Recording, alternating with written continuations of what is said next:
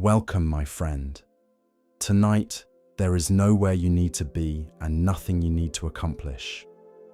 The day is over. The world can wait until morning. For now, simply take a slow, deep breath and allow yourself to settle into a comfortable position. As you're getting cozy, I'd love to know, where in the world are you listening from tonight? And what time is it where you are? I always enjoy seeing listeners from different countries and time zones coming together through these stories. Tonight, we'll spend a few quiet moments with the gentle wisdom of Buddhism and Zen. Not to learn more, not to do more, but to rest a little more deeply. Thank you for being here with us on Buddha Bedtime Stories. Now, let us begin. The monastery sat high on a mountain ridge, where clouds often drifted through the courtyards like wandering spirits. From a distance, the buildings appeared peaceful. White walls, dark wooden roofs, stone paths winding through gardens, pine trees swaying gently in the wind. Visitors who arrived there often imagined that everyone inside lived in perfect calm. They imagined monks moving through their days without frustration, without anger, without conflict. The reality was different. The monks were human. They practiced patience because patience was difficult. They practiced compassion because compassion did not always come naturally. They practiced mindfulness because the mind wandered constantly. No one understood this better than a young monk named Riku. Riku had entered the monastery at 17. He was sincere, dedicated, hard-working. He rose before dawn, studied diligently, meditated faithfully, completed every task assigned to him. Yet he possessed one great challenge: his temper. Anger seemed to find him everywhere. A monk spoke too loudly during meditation. Anger, a novice forgot instructions. Anger, rain interrupted plans. Anger, someone criticized his work. Anger. The feeling arrived quickly, like a spark landing in dry grass. Sometimes he managed to hide it. Sometimes he did not. But even when no one else noticed, he felt it burning inside. The emotion exhausted him. After each outburst came regret. After regret came shame. After shame came determination to do better. Then another irritation appeared, and the cycle repeated. For years, Riku believed the solution was simple. He needed to eliminate anger, destroy it, suppress it, force it away. The harder he tried, the stronger it seemed to become. One autumn morning, the monastery welcomed a new abbot. His name was Venerable Jinen. He was already old when he arrived. His beard was silver, his movements slow, his eyes calm. Many monks expected dramatic teachings, profound lectures, advanced meditation instructions. Instead, the abbot spent much of his time tending gardens, repairing roofs, and drinking tea. At first, some monks found this disappointing. Riku was among them. One afternoon, while carrying firewood, he watched Jinen carefully pruning a tree. The old monk seemed completely absorbed in the task. After nearly an hour, curiosity overcame him. "Master," the abbot looked up. "Yes." "When will you begin teaching?" The old monk smiled. "I am teaching." Riku frowned. "By trimming branches?" "Among other things." The answer felt frustratingly vague. Several weeks later, Riku's temper created another problem. A younger novice accidentally spilled an entire bucket of water across a freshly cleaned floor. Riku had spent hours preparing the hall for an important ceremony. The moment he saw the water spreading across the floorboards, anger exploded. He shouted. The novice froze. His face turned pale. Several other monks stared. Silence filled the room. Immediately afterward, regret arrived. as always. That evening, the abbot requested a conversation. Riku bowed and entered the garden where Jinen sat beside a small bell. The bell hung from a wooden frame. It was old, simple, unremarkable. The abbot motioned for him to sit. For a while, neither spoke. Finally, Jinen asked, "Why are you angry?" The question irritated Riku. "Because the novice was careless." The old monk nodded. "Perhaps." The young monk continued. "He wasted hours of work." "Perhaps." The abbot's calmness felt infuriating. Riku sighed heavily. "I don't know." Jinen smiled. "That is a better answer." The old monk pointed toward the bell. Then he gently struck it. A clear tone filled the garden. The sound lingered in the air, then gradually faded. Silence returned. "What caused the sound?" the abbot asked. "The strike." Jinen nodded. "Only the strike?" Riku looked confused. "What else would cause it?" The old monk smiled. "The bell." The answer seemed obvious, yet the abbot continued. "If there were no bell, could the strike create that sound?" "No." The old monk nodded. "The strike matters. The bell matters." Silence settled between them. Then Jinen asked, "When anger appears, what do you believe causes it?" Riku answered immediately, "Other people." The abbot laughed softly. "That is what most people believe." The conversation ended there, at least outwardly, but the question remained. The following days felt different. Whenever irritation appeared, Riku remembered the bell. Someone spoke during meditation. Anger, strike, and bell. A novice forgot instructions. Anger, strike, and bell. Rain interrupted outdoor work. Anger, strike, and bell. Gradually, he noticed something uncomfortable. The external events varied greatly, yet the emotional reaction often felt remarkably similar. Perhaps the events were not the entire explanation. Several weeks later, another lesson arrived. A merchant visited the monastery seeking guidance. The man complained constantly about competitors, taxes, weather, employees, family, everything. Nothing satisfied him. After the merchant departed, Riku asked, "How does anyone become that negative?" Jinen smiled, then pointed toward the bell. The young monk groaned. "Not the bell again." The old man laughed. "Especially the bell." Then he asked, "Did you notice something?" "What?" The merchant was angry long before any of today's problems appeared. Riku reflected carefully. The abbot was right. The man carried irritation everywhere, as though searching for excuses to release it. The realization felt familiar, uncomfortably familiar. Winter arrived. Snow covered the monastery grounds. The world became quieter. One evening, while clearing a path, Riku slipped on ice and fell hard. Pain shot through his leg. Instantly, anger erupted. Stupid ice, stupid weather, stupid path. Then he stopped. The reaction seemed absurd. The ice possessed no intention. The weather held no grudge. Yet anger appeared automatically, like a reflex. That night, he visited Jenen. "I think I understand something." The old monk looked interested. "What?" "Anger is already waiting." The abbot smiled. "Go on." "The world doesn't create all of it. The world triggers it." The old monk nodded, like striking the bell.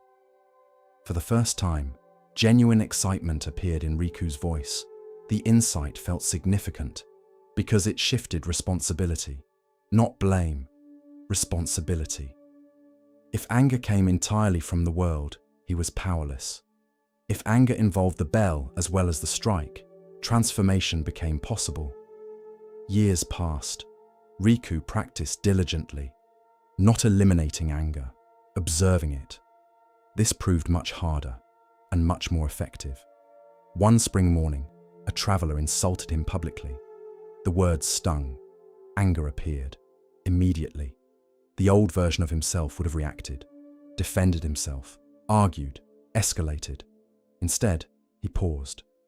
The anger remained, hot, unpleasant, powerful, but he observed it, like watching a storm move across the sky. For several breaths, he simply noticed. Then something remarkable happened. The emotion changed. Not because he forced it away, because he stopped feeding it. The experience fascinated him. He began studying anger the way a naturalist studies weather. What triggered it? What sustained it? What weakened it? Again and again, the same pattern emerged. Anger often arrived quickly, but it survived through stories. How dare they? This shouldn't happen. They always do this. I don't deserve this. The thoughts poured fuel onto the fire. Without the stories, the emotion often faded surprisingly fast. One afternoon, Jinen invited him for tea. The old abbot was becoming frailer. Age had slowed him considerably, yet his mind remained sharp. As they sat together, the abbot asked, "What have you learned?" Riku smiled. "Anger is noisy." The old monk laughed. "Yes." The younger monk continued, "And awareness is quiet." Jinen nodded approvingly. The lesson deepened further over the following years. Eventually, Riku became responsible for teaching younger monks. This proved challenging, very challenging. Novices made mistakes constantly. Instructions were forgotten. Tasks were performed incorrectly. Schedules were disrupted, the perfect environment for irritation. One morning, a young novice accidentally shattered a ceramic bowl that had belonged to the monastery for generations. The sound echoed through the hall. Every monk turned. The novice looked horrified. Riku felt anger rise immediately. Then something else appeared. Awareness. The space between emotion and action. A space he had spent years cultivating. The anger remained. But now he could choose. He looked at the frightened novice, then at the broken bowl. Finally, he smiled. "Are you injured?" The novice blinked. "What?" "Your hands." The boy looked down. "No." "Good." Relief flooded the room.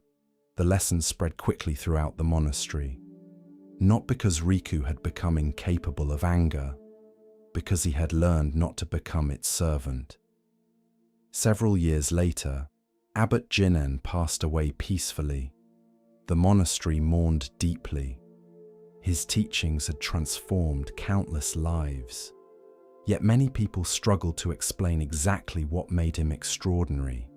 He rarely delivered dramatic sermons, rarely offered complicated philosophy, rarely impressed visitors with displays of wisdom. Instead, he had taught through simple things: gardens, tea, snow, and a bell. After his death, the old bell remained hanging in the garden. Riku often visited it, especially during difficult moments. One summer evening, a visiting monk criticized the monastery harshly. The comments were unfair, dismissive, arrogant. Several younger monks became furious. Afterward, they approached Riku. "Why didn't you respond?" The older monk smiled, then led them to the bell. He struck it gently. The familiar tone spread through the air. "What do you hear?"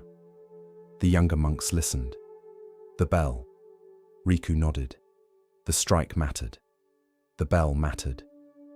The lesson continued. Some understood immediately. Others required years. Most people do. Late in life, Riku became abbot himself. Students frequently sought advice regarding anger. Many expected techniques, methods, strategies. Instead, he often began with a question. What happened before the anger?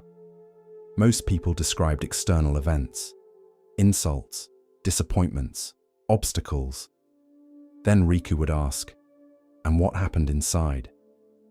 The second question changed everything, because anger rarely emerges from circumstances alone. It emerges from the meeting between circumstances and mind. The strike and the bell. One autumn evening, near the end of his life, Riku sat alone in the garden. The old bell still hung nearby. The monastery had changed over the decades. Buildings repaired, trees planted, students arriving and departing. The bell remained. A young novice approached. "Master," Riku smiled. "Yes?" The novice hesitated. "I get angry all the time." The old abbot laughed warmly. "So did I." The boy looked shocked. "You?" "For many years." The novice sat beside him. "How did you stop?" Riku looked toward the bell, then smiled. "I didn't." The boy frowned. "What?" "I stopped believing anger was the problem." Silence filled the garden. The novice waited. The old monk continued. "Unconscious anger causes suffering. Observed anger becomes a teacher." The wind moved softly through the trees. The bell swayed slightly. Not enough to ring, just enough to move. Riku watched it carefully, then spoke one final lesson. "When the bell rings, listen." The novice looked confused. The bell, the anger. Understanding would come later, as it often does, and perhaps that is the lesson. Most people believe peace comes from eliminating anger, but anger itself is not the enemy. It is a signal, a messenger, a bell. The real question is whether we hear it consciously or become lost inside its sound. The Buddha taught that emotions arise and pass according to causes and conditions. They are visitors, not masters, weather, not identity. The moment anger appears, awareness can appear too. The strike lands, the bell rings, then comes the choice. Will we become the sound, or will we listen to it? For the quiet bell teaches something profound. Every emotion has a voice, but wisdom begins the moment we stop shouting back long enough to hear what it is trying to tell us. And in that listening, transformation begins. Not through force, not through suppression, but through awareness, clear, patient, silent, like the mountain monastery beneath the clouds, and like the bell that rang faithfully for generations, teaching anyone willing to listen that even anger can become a doorway to awakening. As we continue our journey through the wisdom of Zen Buddhism, let us turn to a tale about recognition and the true nature of worth. This is the next story. The village of Kawa rested beside a restless sea. The ocean shaped everything there. It determined when fishermen worked, when merchants traveled, when storms arrived, when prosperity came, and when hardship followed. The villagers respected the sea. Some feared it. Others loved it. Most learned the same lesson eventually. The sea could never be controlled. Among the fishermen lived a man named Daichi. Daichi was hard-working, intelligent, determined. Yet he possessed one habit that quietly troubled him. He wanted certainty, not possibility, not probability. Certainty. He wanted the weather to behave predictably. He wanted fish to appear exactly where expected. He wanted people to keep promises. He wanted plans to unfold precisely as imagined. Whenever life refused to cooperate, frustration followed. And life refused to cooperate often. One spring morning, Daichi prepared his boat before sunrise. The sky looked clear, the wind gentle, the conditions perfect. He smiled. Finally, a day behaving exactly as planned. Several hours later, dark clouds appeared from nowhere. Strong winds followed, then heavy rain. The sea transformed from calm to violent. Daichi barely returned safely. When he reached shore, he cursed the weather. He cursed the clouds. He cursed the wind. He cursed his bad luck. An elderly fisherman named Sora happened to be repairing nets nearby. The old man listened quietly, then asked, "Did the storm hear you?" Daiichi frowned. "What?" "The storm," Sora smiled. "Did it change because you were angry?" The younger fisherman rolled his eyes. "Of course not." The old man nodded. "Interesting." Then he returned to repairing his nets. The answer irritated Daiichi, mostly because it contained truth. Over the following years, Daiichi became known as a skilled fisherman. Yet he remained perpetually dissatisfied. When catches were small, he worried. When catches were large, he worried about maintaining them. When business was slow, he worried. When business improved, he worried about losing it. Every success created a new concern. Every solution produced another problem. His wife noticed. His friends noticed. Even strangers noticed. Only Daiichi failed to see it clearly. One evening, after an especially frustrating week, he sat beside the harbor watching waves strike the shore. Sora approached carrying 2 cups of tea. Without asking permission, the old fisherman sat beside him. For several minutes they watched the ocean. Finally, Sora asked, "What troubles you now?" Daiichi laughed bitterly. "Everything," the old man nodded. "That sounds exhausting." "It is." The waves crashed against rocks below. The younger fisherman sighed. The weather changes. The market changes. The fish move. People change. Nothing stays the way it should. Sora smiled. "There is your problem." Daiichi looked at him. "What?" "The way it should." The next morning, Sora invited Daiichi onto his boat. The old fisherman rarely took companions. Curiosity persuaded the younger man to accept. They sailed before dawn. The sea appeared calm, the sky clear, the air cool and pleasant. Several hours passed peacefully. Then the wind shifted. The boat began rocking more aggressively. Dark clouds gathered. A storm threatened. Daiichi immediately became anxious. "We should turn back." Sora continued adjusting his sail. "We may. The weather is changing." "Yes." "Aren't you worried?" The old fisherman smiled. "The weather has always changed." The answer felt ridiculous. Of course, weather changed. That wasn't the point. But Sora seemed unconcerned. Eventually he said, "Most suffering comes from arguing with reality." Daiichi stared. "What does that mean?" The old man pointed toward the wind. "Can you stop it?" "No."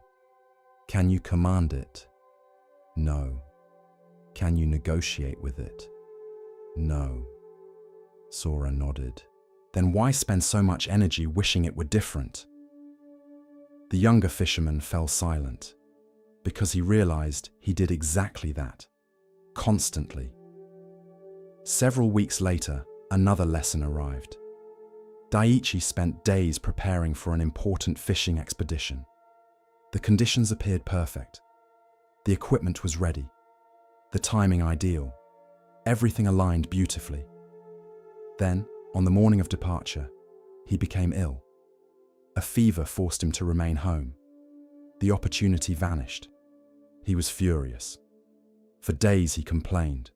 The unfairness, the bad timing, the wasted preparation. Then news arrived. The expedition encountered severe weather. Several boats were damaged. One nearly sank. The realization unsettled him. What appeared disastrous had protected him. The pattern felt familiar. A memory surfaced. A story Sora once told. A fisherman cannot see the entire ocean from one wave. Perhaps life works similarly. Months passed. Daiichi slowly began noticing something. Reality caused difficulties, but resistance multiplied them. Rain was inconvenient. Complaining about rain created additional suffering. A delayed shipment was frustrating. Obsessing about the delay created more frustration. An argument hurt. Replaying it repeatedly hurt even more. The distinction seemed obvious once noticed, yet he had spent years missing it. One afternoon, he visited Sora. "I think I understand." The old fisherman smiled. "Wonderful. What?" Daiichi looked toward the sea. "I keep trying to catch the wind." The old man laughed, a deep, joyful laugh. "Exactly," the younger fisherman continued. "I keep trying to control things that cannot be controlled. The weather, the future, other people, the market, the sea." Sora nodded. "And how has that worked?" Daiichi laughed too. "Poorly." The old fisherman stood, then walked toward the shoreline. Daiichi followed. The tide was moving out. Small waves rolled gently across wet sand. Sora pointed toward a child standing near the water. The boy repeatedly tried to grab the reflection of the moon shimmering on the surface. Each time he reached, the reflection vanished, then reappeared elsewhere. The child became increasingly frustrated. "What is he doing?" Sora asked. "Trying to catch the reflection." The old man nodded. "And why is he failing?" "Because reflections cannot be held," Sora smiled. "Much like control." The lesson landed deeply. Some things can be influenced, prepared for, responded to, but not controlled. The difference mattered enormously. Years passed. Daiichi continued fishing. The storms continued. The market fluctuated. People changed. Plans succeeded. Plans failed. Life remained unpredictable, yet something within him became steadier. When difficulties appeared, he still felt disappointment. He was human, but he recovered faster, resisted less, adapted more. One winter, a violent storm destroyed part of the harbor. Many fishermen became overwhelmed. Repairs seemed impossible, the damage extensive. Several gathered to discuss what should happen. Voices rose, arguments followed. Blame spread quickly. Daiichi listened quietly.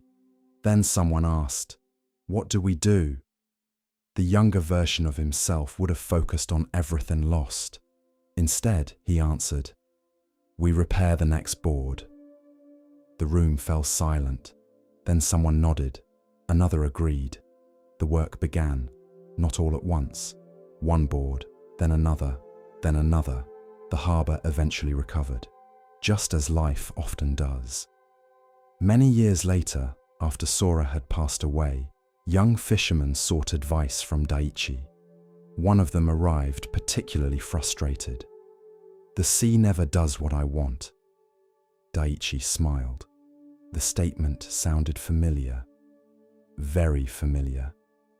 He looked toward the waves, then answered, "Good."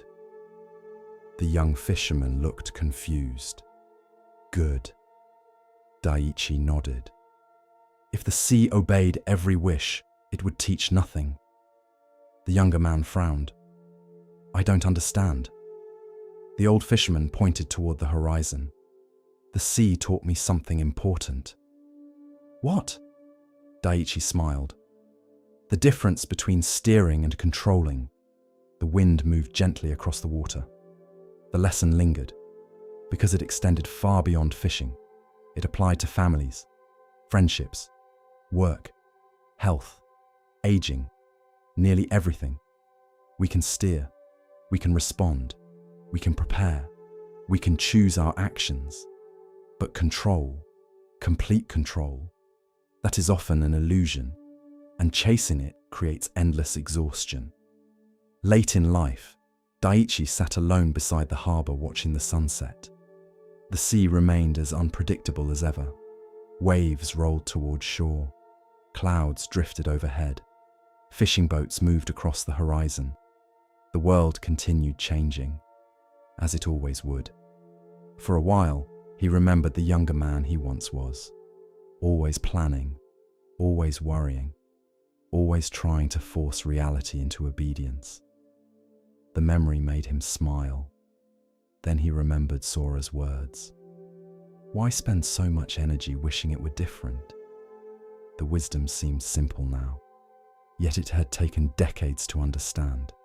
The Buddha often taught that suffering grows when we cling to things beyond our control. We demand permanence from what changes, certainty from what is uncertain, obedience from what is free. Life refuses, and conflict begins. The answer is not passivity. It is participation without attachment, steering the boat without demanding control of the sea, adjusting the sail without commanding the wind, responding wisely instead of resisting endlessly. And perhaps that is the lesson. Many people spend their lives trying to catch the wind, trying to control every outcome, every possibility, every uncertainty. The effort never succeeds. The wind remains free. The sea remains wild. The future remains unknown. Yet peace becomes possible the moment we stop trying to hold what cannot be held. When we learn to work with life instead of against it. When we stop catching the wind and start sailing with it.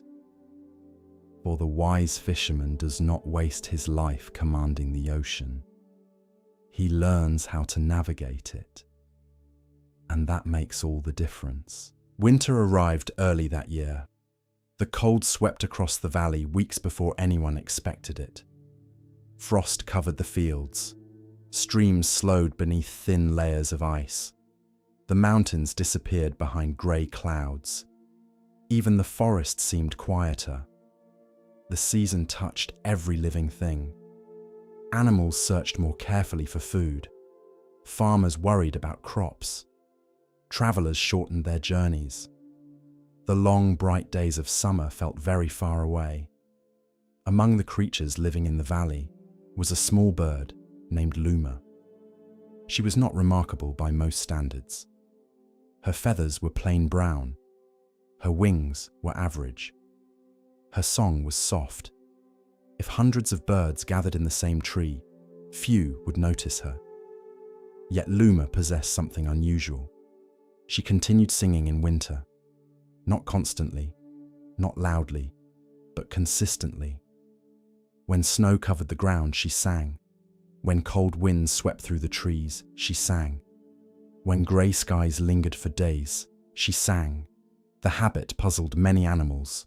Some admired it, others considered it foolish. One particularly cold morning, a crow named Raku landed beside her branch. The crow shook snow from his feathers, then looked at the little bird. "You still sing?" Luma smiled. "As often as I can." The crow glanced toward the frozen valley. "Why?" The bird tilted her head. "Why not?" Raku laughed. "Look around." The trees stood bare. The fields were frozen. The sky remained grey. "What exactly are you singing about?" Luma considered carefully, then answered, "Spring." The crow stared. "Spring is months away." "Yes." "Then why sing about it now?" The little bird looked toward the horizon. "Because winter already knows about itself." The answer confused him, and because it confused him, he dismissed it. Many people do the same with wisdom. Not far from the forest lived a young woodcutter named Harrow. The previous year had been difficult, very difficult. His father had become ill. His family's income had shrunk. Several important plans had failed. The future looked uncertain. The weight of responsibility seemed to grow heavier every month. Harrow rarely complained, but inside, discouragement slowly accumulated. The winter only made things worse. Each day felt grey. Each task felt heavier. Each challenge felt larger. One morning, while gathering firewood near the forest, he heard a faint sound. At first, he assumed it was the wind. Then he realized it was singing. The song seemed strangely out of place. The valley looked frozen, silent. Yet somewhere nearby, a bird was singing. Curious, he followed the sound. Eventually, he found Luma perched on a branch. The little bird sang softly despite the cold. The sight irritated him, not because he disliked birds, because the song felt unrealistic. How could anything feel cheerful in weather like this? The young woodcutter shook his head, then returned to work, yet the sound stayed with him. Several days later, he heard the bird again, and again, and again. The song appeared every morning, always gentle, always present. Finally, curiosity overcame annoyance. He stopped beneath the tree. "You are persistent." The bird paused. "Thank you." The answer surprised him. It wasn't a compliment. Luma laughed softly. It sounded like one. The woodcutter crossed his arms. "Why are you singing?" The bird looked genuinely confused. "Because I can." Harrow frowned. "Nothing is good right now." The bird tilted her head. "Nothing?" The young man gestured broadly. "The cold, the snow, the shortages, the uncertainty, the problems." The bird listened patiently, then asked, "Are you alive?" The question annoyed him. "Obviously." "Then something is good."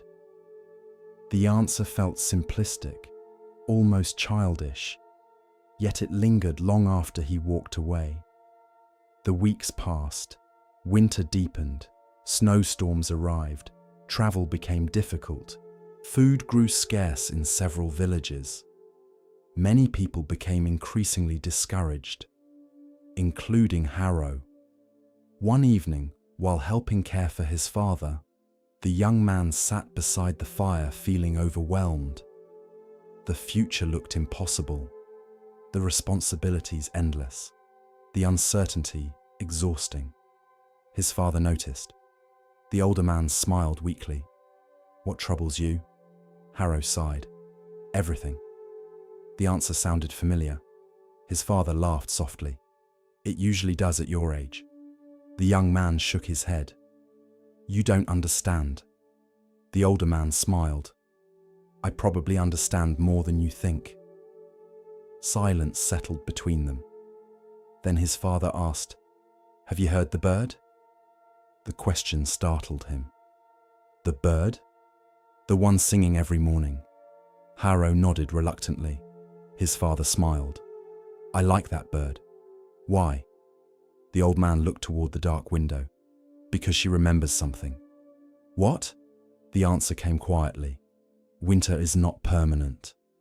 The sentence stayed with Harrow, not because it was profound, because it was true, and truth often possesses its own power.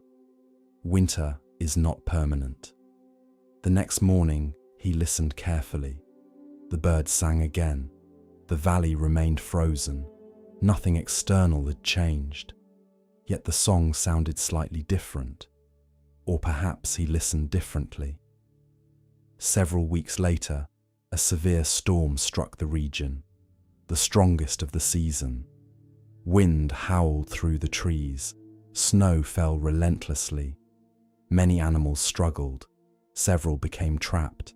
Others disappeared entirely.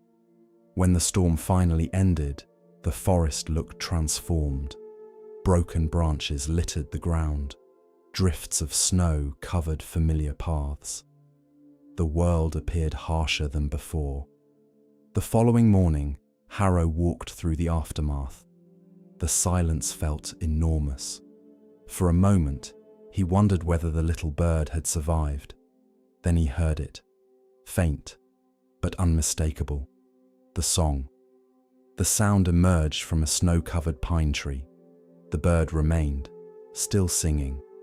The realization affected him more deeply than expected, because hope sounds different after hardship. As winter continued, Harrow found himself visiting the tree more often. Not because the bird solved his problems. The problems remained. His father remained ill. The future remained uncertain. The work remained difficult. Yet the song reminded him of something important. Difficulty and hope can exist together. Most people assume hope appears only after hardship ends. The bird suggested otherwise. Hope often appears during hardship. Perhaps that is when it matters most. One afternoon, while repairing a fence, Harrow noticed an elderly traveller struggling along the road. The man looked exhausted, cold, hungry. Without thinking, Harrow invited him inside, shared food, offered warmth, provided a place to rest. The act felt small, ordinary. Yet afterward, he realized something. Several months earlier, he might not have done it. Discouragement had narrowed his world. The bird's song had slowly widened it again, not dramatically, gradually, like dawn. Eventually, the first signs of spring appeared. Tiny signs, easy to miss. A slightly warmer breeze, a patch of exposed earth, a bird returning from migration. The changes seemed insignificant, yet they mattered, because they confirmed what the little bird already knew. Winter is not permanent. One morning, while walking through the forest, Harrow noticed tiny green shoots emerging from beneath melting snow. The sight stopped him completely. For several minutes he simply stared. Life had been waiting, quietly, patiently, the entire time. The realization felt strangely emotional, not because of the plants, because he recognized the same truth inside himself. Hope had survived too. The weeks passed, spring strengthened, the valley transformed, ice melted, rivers flowed freely, trees awakened, flowers appeared, birdsong filled the air. The long winter finally released its grip. One morning, Harrow stood beneath the tree where he first heard Luma sing. The little bird remained there. The valley around them looked completely different. The young man smiled. "You were right." The bird tilted her head. "About what?" "Spring." Luma laughed. "I wasn't predicting it." The answer surprised him. "What do you mean?" The bird looked toward the green hills. Spring was always coming. The simplicity of the statement carried unexpected wisdom. The seasons had never forgotten their path. Only people did. Years passed. Harrow eventually became known as one of the most respected men in the valley. Not because life became easy. It did not. Challenges continued. Loss continued. Change continued. Yet he developed a reputation for steady optimism. Not blind optimism, not denial, something deeper. A confidence that difficult seasons eventually change. Whenever younger people asked how he remained hopeful, he often told them about the bird that sang during winter. Most listeners assumed the story was about positivity. It wasn't. It was about perspective. The bird never denied winter. She simply remembered spring. Both truths existed simultaneously. Late in life, Harrow climbed the same forest path one final time. His hair had turned grey, his movements had slowed. The tree still stood, though the original bird was long gone. Generations had passed since then, yet birds still sang there. The sound remained. As he listened, memories returned. The difficult winter, the uncertainty, the discouragement, the lesson.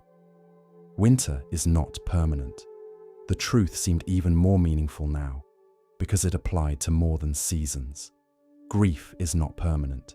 Failure is not permanent. Fear is not permanent. Confusion is not permanent. Every experience changes. Every season moves. Every winter eventually yields. And perhaps that is the lesson. Hope is often misunderstood. Many people believe hope means pretending everything is fine. The bird teaches something different. The bird saw winter clearly, felt the cold, experienced the hardship, yet sang anyway. Not because winter wasn't real, because winter wasn't forever. The Buddha taught that all conditions are impermanent. Pleasant conditions, painful conditions, success, failure, joy, grief, everything changes. Hope grows from remembering this truth, not denying difficulty, understanding its temporary nature. The bird that sang in winter reminds us that darkness does not have the final word. The cold does not remain forever. The storm eventually passes. The snow eventually melts. And sometimes the most courageous thing we can do is continue singing before the spring arrives. Not after, before. Because hope is not proof that everything is easy. Hope is the quiet confidence that change is possible. And sometimes that confidence is enough to carry us through the longest winter until the first signs of spring appear once again. As we move deeper into the quiet teachings of Zen, we come to a story about seeing clearly and understanding true value. Listen carefully to the next story. Rain had fallen for 7 straight days. The roads leading into the village had become rivers of mud. Fields stood soaked beneath grey skies. The river overflowed its banks. Children remained indoors. Farmers watched the weather anxiously. And in the centre of the village, everything seemed covered by a thin layer of brown earth. Mud coated the streets. Mud covered shoes. Mud splashed against walls. Mud seemed to find its way into everything. Among the villagers lived a young man named Daigo. If someone had asked the villagers what they thought of him, most would have shrugged. Some would have frowned. A few might have laughed. Daigo was known for making mistakes.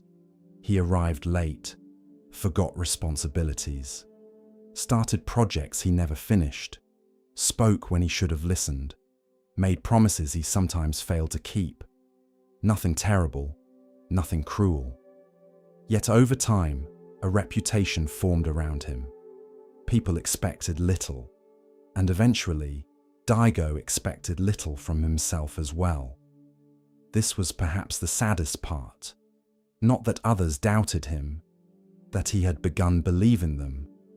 When people repeatedly tell you who you are, it becomes easy to forget that they may be wrong. One afternoon, while wandering through the village after another disappointing day, Daigo overheard 2 merchants talking. The conversation was not intended for him, yet he heard every word. "That boy?" The first merchant laughed. "He will never amount to much." The second nodded. "Some clay becomes pottery. Some remains mud." The men walked away. The words remained, for hours, for days, for weeks. Daigo tried to ignore them, but they settled deep inside him, like stones sinking into water. Some clay becomes pottery. Some remains mud. Perhaps they were right. The thought frightened him, because part of him already believed it. Several weeks later, news spread through the village. A wandering monk had arrived. His name was Master Kaito. He travelled alone, owned very little, spoke gently, and possessed a strange habit. Instead of giving long sermons, he spent most of his time talking with ordinary people, farmers, children, fishermen, merchants, widows, travellers, anyone, everyone. The villagers liked him immediately. His presence felt calm, like sitting beside a river. One afternoon, Daigo found himself sitting beneath a large tree where the monk often rested. Several villagers gathered nearby. As usual, people asked questions. One farmer asked about suffering. A merchant asked about anxiety. A young mother asked about fear. Eventually, an elderly woman raised her hand. "Master, why do some people seem naturally wise while others seem hopeless?" The question caught Daigo's attention immediately. The monk remained silent for several moments. Then he pointed toward the muddy road. "What do you see?" The villagers looked confused. "Mud." The monk nodded. Then he reached into his robe. From a small pouch, he removed a pearl. The object glowed softly in the afternoon light. Beautiful, pure, luminous. The villagers admired it. The monk smiled. Then, to everyone's shock, he dropped it directly into the mud. Several people gasped. The pearl disappeared instantly. The monk looked around. "What do you see now?" "Mud." The monk nodded. "And the pearl?" No one answered. The old teacher smiled. "Has it disappeared?" The villagers looked uncertain. Finally, a child spoke. "No." "Why not?" "Because it's still there." The monk's smile widened. "Exactly." The lesson intrigued Daigo, yet he did not fully understand it. Later that afternoon, after the crowd dispersed, he approached the monk privately.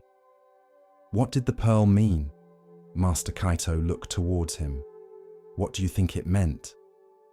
Daigo sighed. "I don't know." The monk studied him carefully, then asked, "Do you think people are born as pearls or mud?" The question felt strange.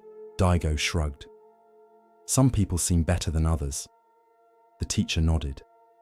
"Better at what?" The younger man hesitated. The answer seemed obvious at first, then less obvious. The monk smiled. A seed and a tree look very different, yet both contain the same life. The words lingered, though their meaning remained unclear. Over the following weeks, Daigo found himself returning to speak with the monk. Not because he sought enlightenment, because he enjoyed the conversations. The teacher rarely gave direct answers. Instead, he asked questions that followed him home, questions that appeared unexpectedly while working, questions that slowly changed how he viewed himself.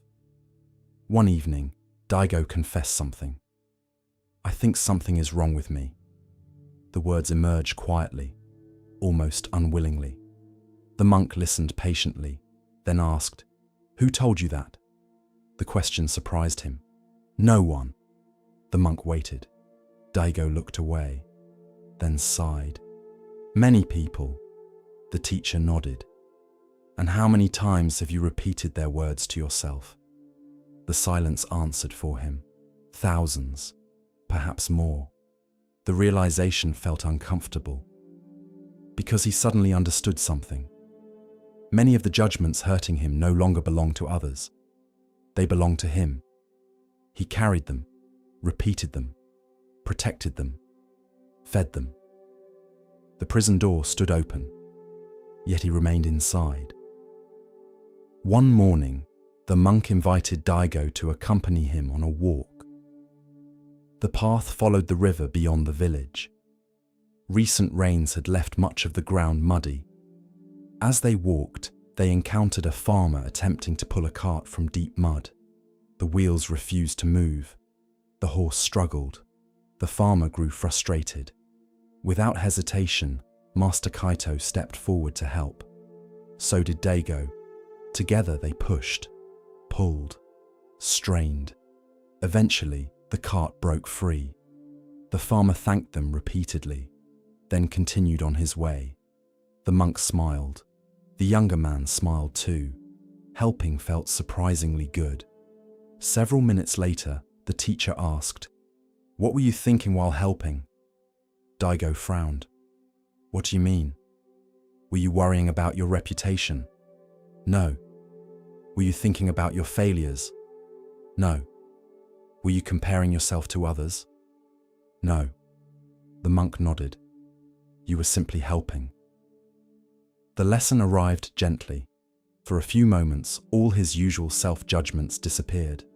Not because they were solved, because they were absent. The experience mattered. As the months passed, small changes began appearing. Daigo still made mistakes, still forgot things occasionally, still stumbled. But something important shifted. He stopped defining himself by those moments. The distinction changed everything. Failure became an event, not an identity. Mistakes became teachers, not permanent labels. Growth became possible, because he no longer assumed he was fundamentally broken. The pearl remained hidden, yet he had begun believing it existed. One autumn afternoon, a wealthy merchant visited the village. The man possessed fine clothing, expensive horses, numerous servants. His arrival attracted considerable attention. That evening, he attended one of Master Kaito's gatherings. During the discussion, the merchant asked, "Do you believe everyone possesses wisdom?" The monk nodded. "Yes." The merchant laughed. "Even fools?" The teacher smiled. "Especially them." The crowd laughed. The merchant frowned. The monk continued. "A pearl does not become mud because mud covers it." The lesson landed immediately, not only for the merchant, for Daigo too, because he realized how often people confuse appearance with essence, circumstance with identity, behavior with potential. The distinction mattered enormously. Winter arrived, snow covered the village, the roads grew quiet, life slowed. One evening, a serious problem emerged. A section of the riverbank collapsed after heavy weather. Several homes became threatened. The villagers organized emergency repairs. Everyone contributed. Farmers, merchants, carpenters. Children carried supplies. Elders prepared food. The entire community worked together, including Daigo. For 3 days, he labored tirelessly, moving stones, digging trenches, reinforcing the bank. When the danger finally passed, the village celebrated. Several people approached him, thanked him, praised his effort. The attention felt unfamiliar, yet something mattered more. For the first time, he respected himself, not because others approved, because he had seen what he was capable of. The pearl felt slightly less hidden. Several weeks later, Master Kaito prepared to leave. The announcement saddened many villagers, especially Daigo. On the teacher's final evening, the young man approached him. "I don't want you to go." The monk smiled. "I was always going." The answer made him laugh despite himself. Then he grew serious. "What if I forget everything?" The old teacher shook his head gently. "You won't." "How can you know?" The monk looked toward the snowy road, then answered, "Because I didn't give you anything." The younger man frowned. "What do you mean?" The teacher's eyes softened. The pearl was already there. Silence filled the space between them. The lesson felt complete. Not finished, complete. There is a difference. Years passed. Daigo matured. The village changed. Children became adults. Adults became elders. Life unfolded as it always does. The young man who once believed he was worthless gradually became someone others respected. Not because he became perfect, he didn't. Not because he became famous, he didn't. Because he learned to see himself clearly. And people who see themselves clearly often become capable of seeing others clearly too. One spring morning, a young girl approached him. She looked upset, deeply upset. After listening carefully, he discovered the problem. Several children had mocked her, told her she wasn't smart, told her she wasn't talented, told her she wasn't good enough. The words sounded painfully familiar. For a moment, Daigo saw his younger self. Then he smiled and told her a story about a pearl hidden in the mud. Many years later, after Daigo's hair had turned grey, villagers often sought his advice. The irony never escaped him.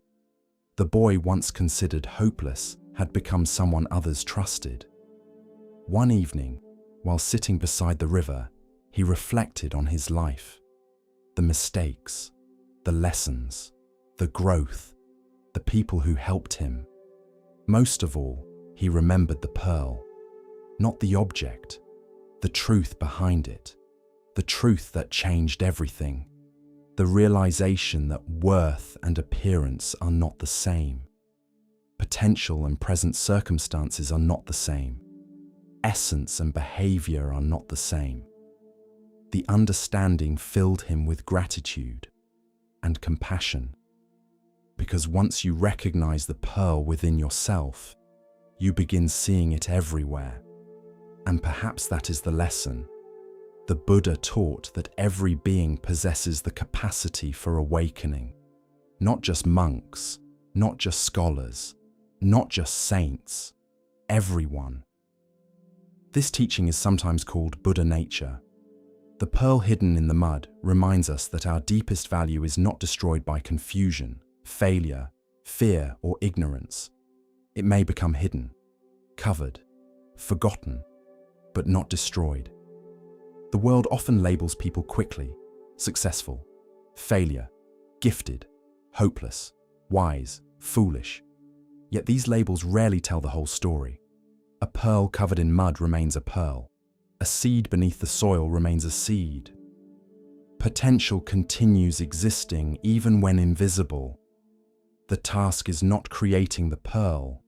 The task is uncovering it.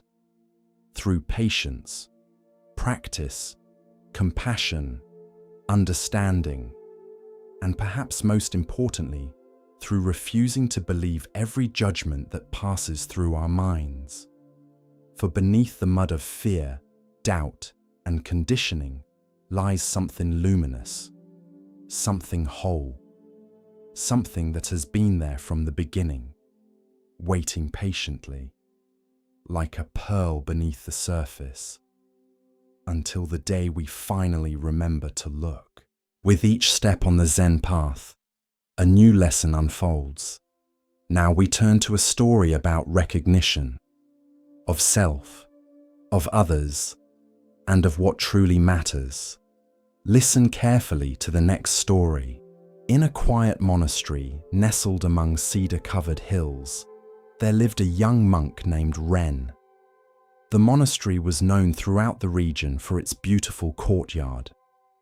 At the center stood an ancient maple tree whose branches stretched wide above the stone paths. In spring, the tree produced tender green leaves. In summer, it provided cool shade. In autumn, its leaves turned brilliant shades of gold, orange, and crimson. Visitors often stopped simply to admire it, but every autumn, the tree created a problem. Its leaves fell constantly. Thousands upon thousands of leaves drifted from the branches. They covered the walkways.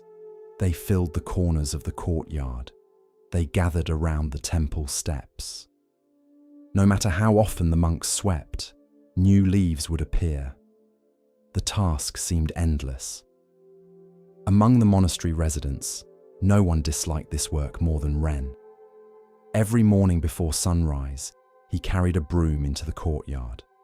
Every morning he swept piles of leaves into neat rows.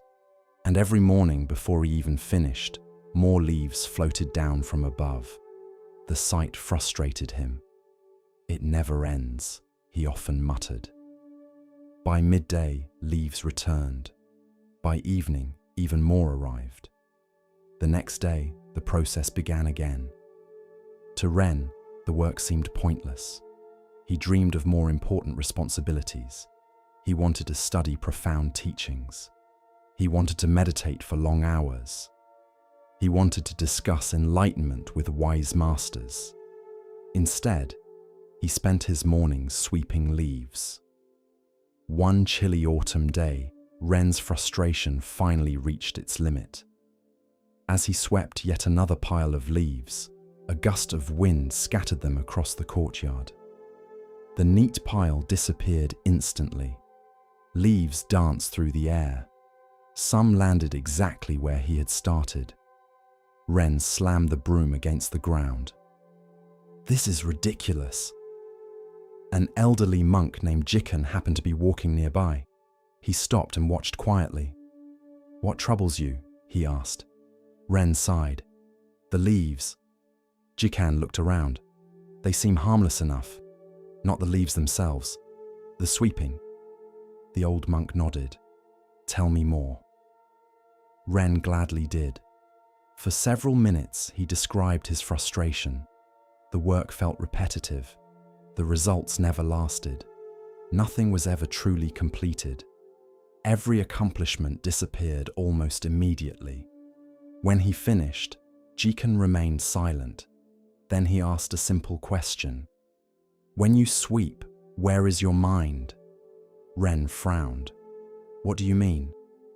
"While your hands hold the broom, where does your attention go?" The young monk thought for a moment. "I think about other things, such as the future, my studies, what I would rather be doing." The old monk smiled gently. "I see." That was all he said. Then he continued walking. Ren stared after him. The answer felt unsatisfying. In fact, it barely seemed like an answer at all. The following morning, Ren returned to the courtyard. The leaves had fallen heavily overnight. Golden and red leaves covered nearly every stone. He picked up his broom with a sigh. Then he remembered Jikan's question.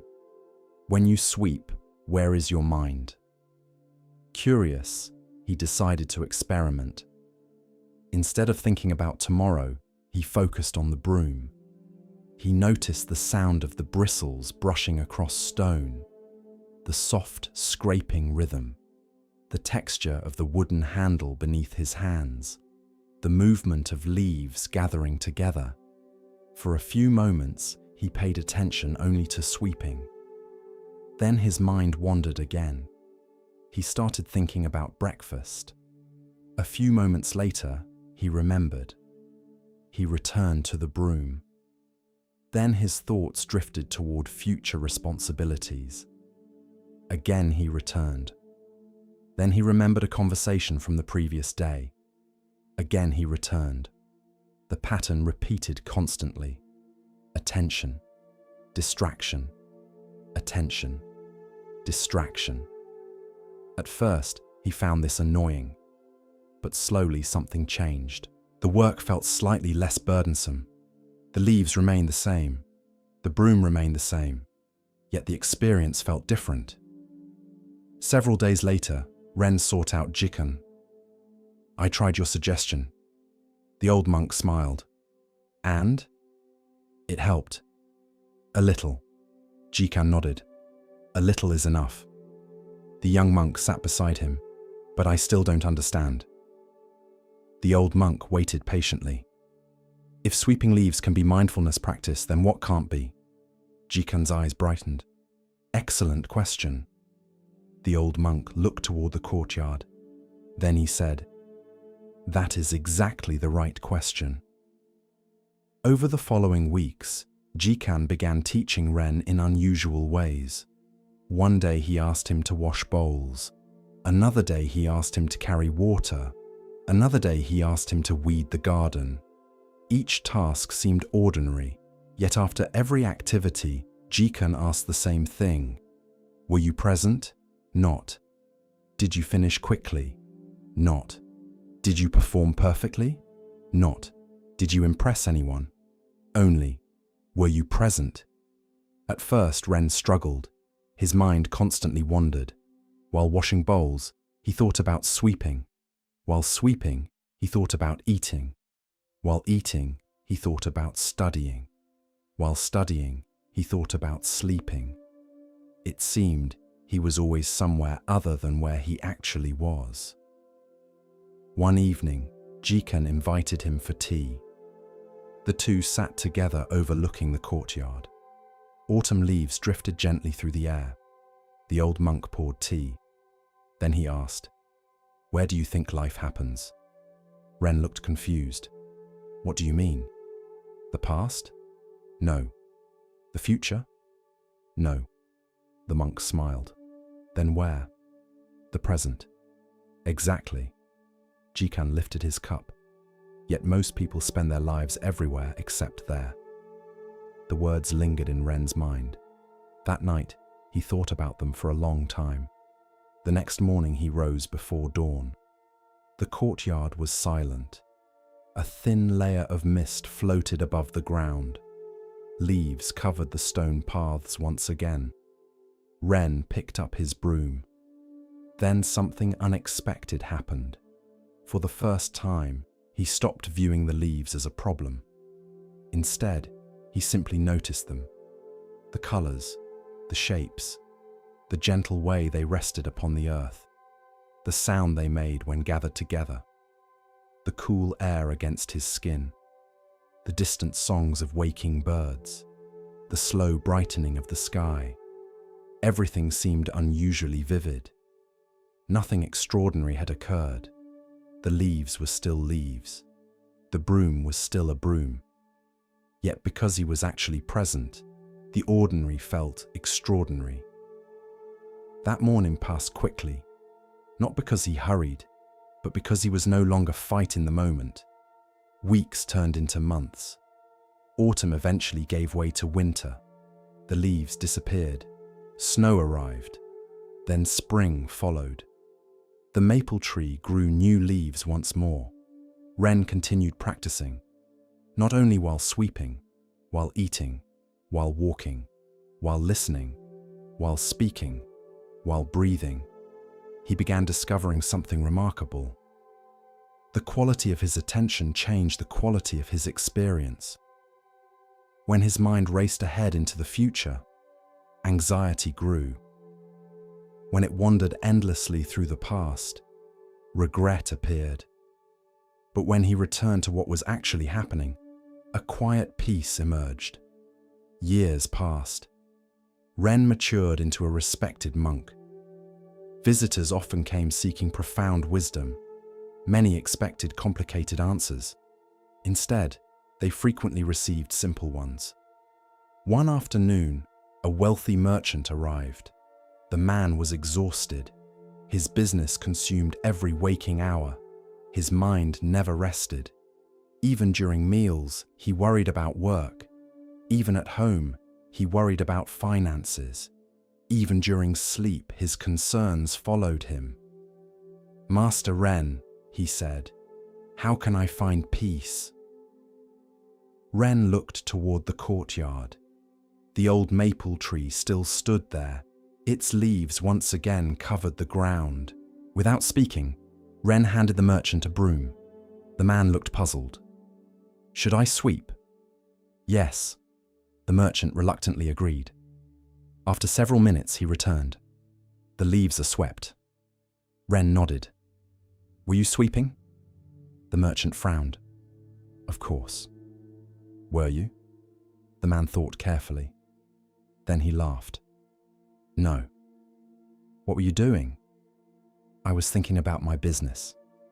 Ren smiled. "Then perhaps the leaves were swept, but you never actually arrived." The merchant fell silent. For the first time, he understood. Months later, he returned. This time, his face appeared calmer. "What changed?" Ren asked. The merchant smiled. "I started sweeping." Ren raised an eyebrow. "The leaves?" "No. My life." The two laughed together. As the years continued, Ren often reflected on his time in the courtyard. He had once believed wisdom would arrive through dramatic experiences, through secret teachings, through extraordinary revelations. Instead, one of his greatest lessons came from a broom and a pile of leaves. He learned that enlightenment was not hidden somewhere far away. It was hidden inside ordinary moments that most people overlooked. Inside washing bowls, inside drinking tea, inside walking slowly, inside listening fully, inside sweeping leaves. One autumn evening, long after Jikan had passed away, Ren stood alone beneath the maple tree. The courtyard was covered once again. Thousands of leaves surrounded him. A gentle breeze stirred the branches overhead. One leaf drifted down and landed softly at his feet. Ren smiled. Then he picked up his broom. Not because the courtyard needed to be perfect, not because the work would last forever, but because this moment was here, and this moment deserved his full attention. As he swept, the evening sunlight painted the leaves gold.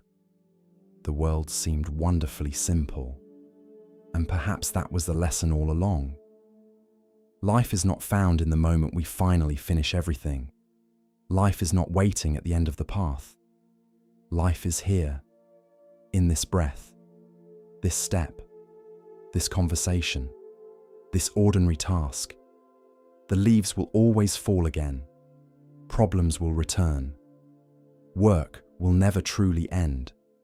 But peace does not come from finishing the world's endless tasks. Peace comes from being fully present while doing them. And so the old monk swept the leaves, one stroke at a time, one breath at a time, one moment at a time, exactly where life had always been. In a valley surrounded by mountains and crossed by winding rivers, there stood a village famous for its weavers. The people there created some of the finest cloth in the region. Their fabrics were known for their beauty, strength, and intricate patterns. Merchants traveled great distances to purchase them. Kings wore them, temples displayed them, families passed them down through generations. Among all the weavers in the village, none was more respected than an elderly woman named Hana. Her work was extraordinary. The colors seemed alive. The patterns appeared almost magical. Many visitors believed her skill came from decades of experience. Others thought she possessed some secret technique. Whenever people asked how she created such beautiful cloth, Hana would simply smile.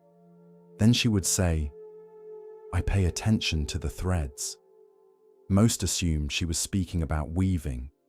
In truth, she meant something else entirely.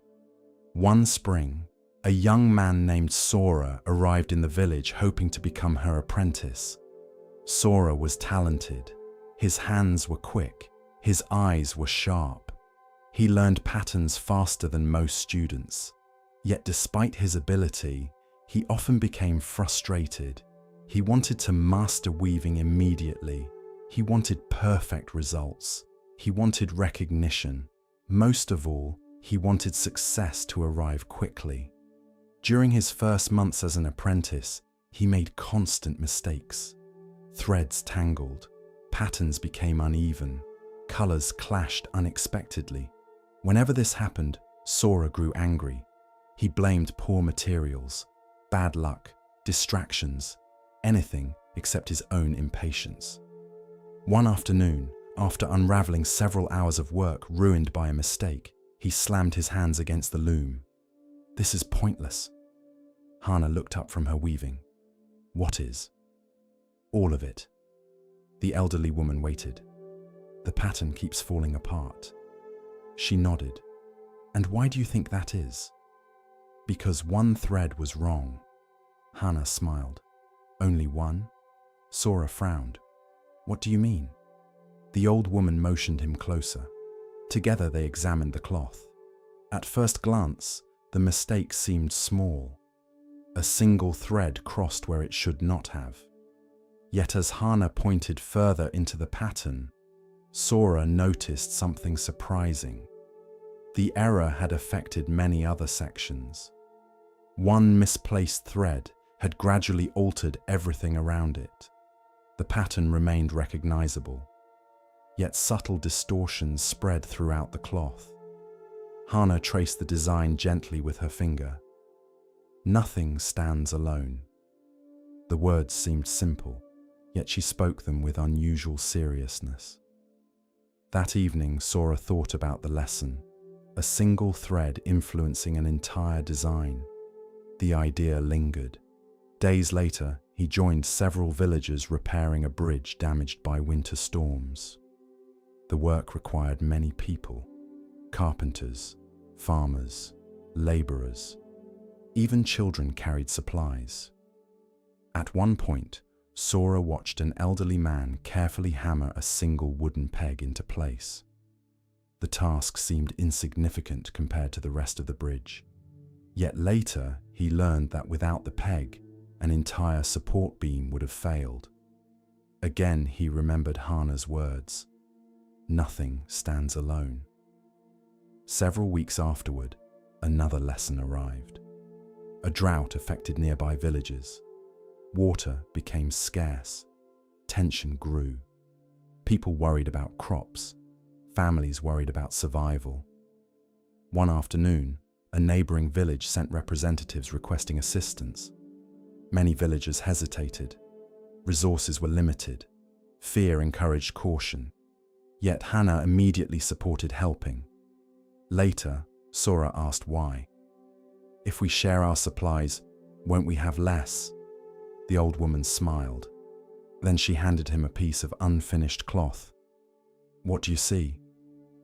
"A pattern. And if I remove half the threads?" "The pattern falls apart." "Exactly." She looked toward the neighboring village. "The same is true of people." Sora listened carefully. We imagine ourselves separate. We imagine our lives belong only to us. We imagine our actions affect only ourselves. The old woman shook her head. But life is woven differently. The lesson puzzled him, yet over time, its meaning slowly revealed itself. Months passed. Summer arrived. The drought worsened. The village shared what resources it could. At first, some people complained, others worried. Yet something unexpected happened. When heavy rains finally returned, the neighboring villages remembered the kindness they had received. Months later, when floods damaged parts of Sora's village, help arrived from every direction. Food, labor, materials, support. The generosity that had once flowed outward now flowed back, like a thread completing a pattern. One evening, while weaving beside Hana, Sora mentioned this observation. The old woman nodded. "The world is full of invisible threads." He looked up. "What do you mean?" Instead of answering immediately, Hana walked to a nearby window. The sun was setting. Golden light filled the room.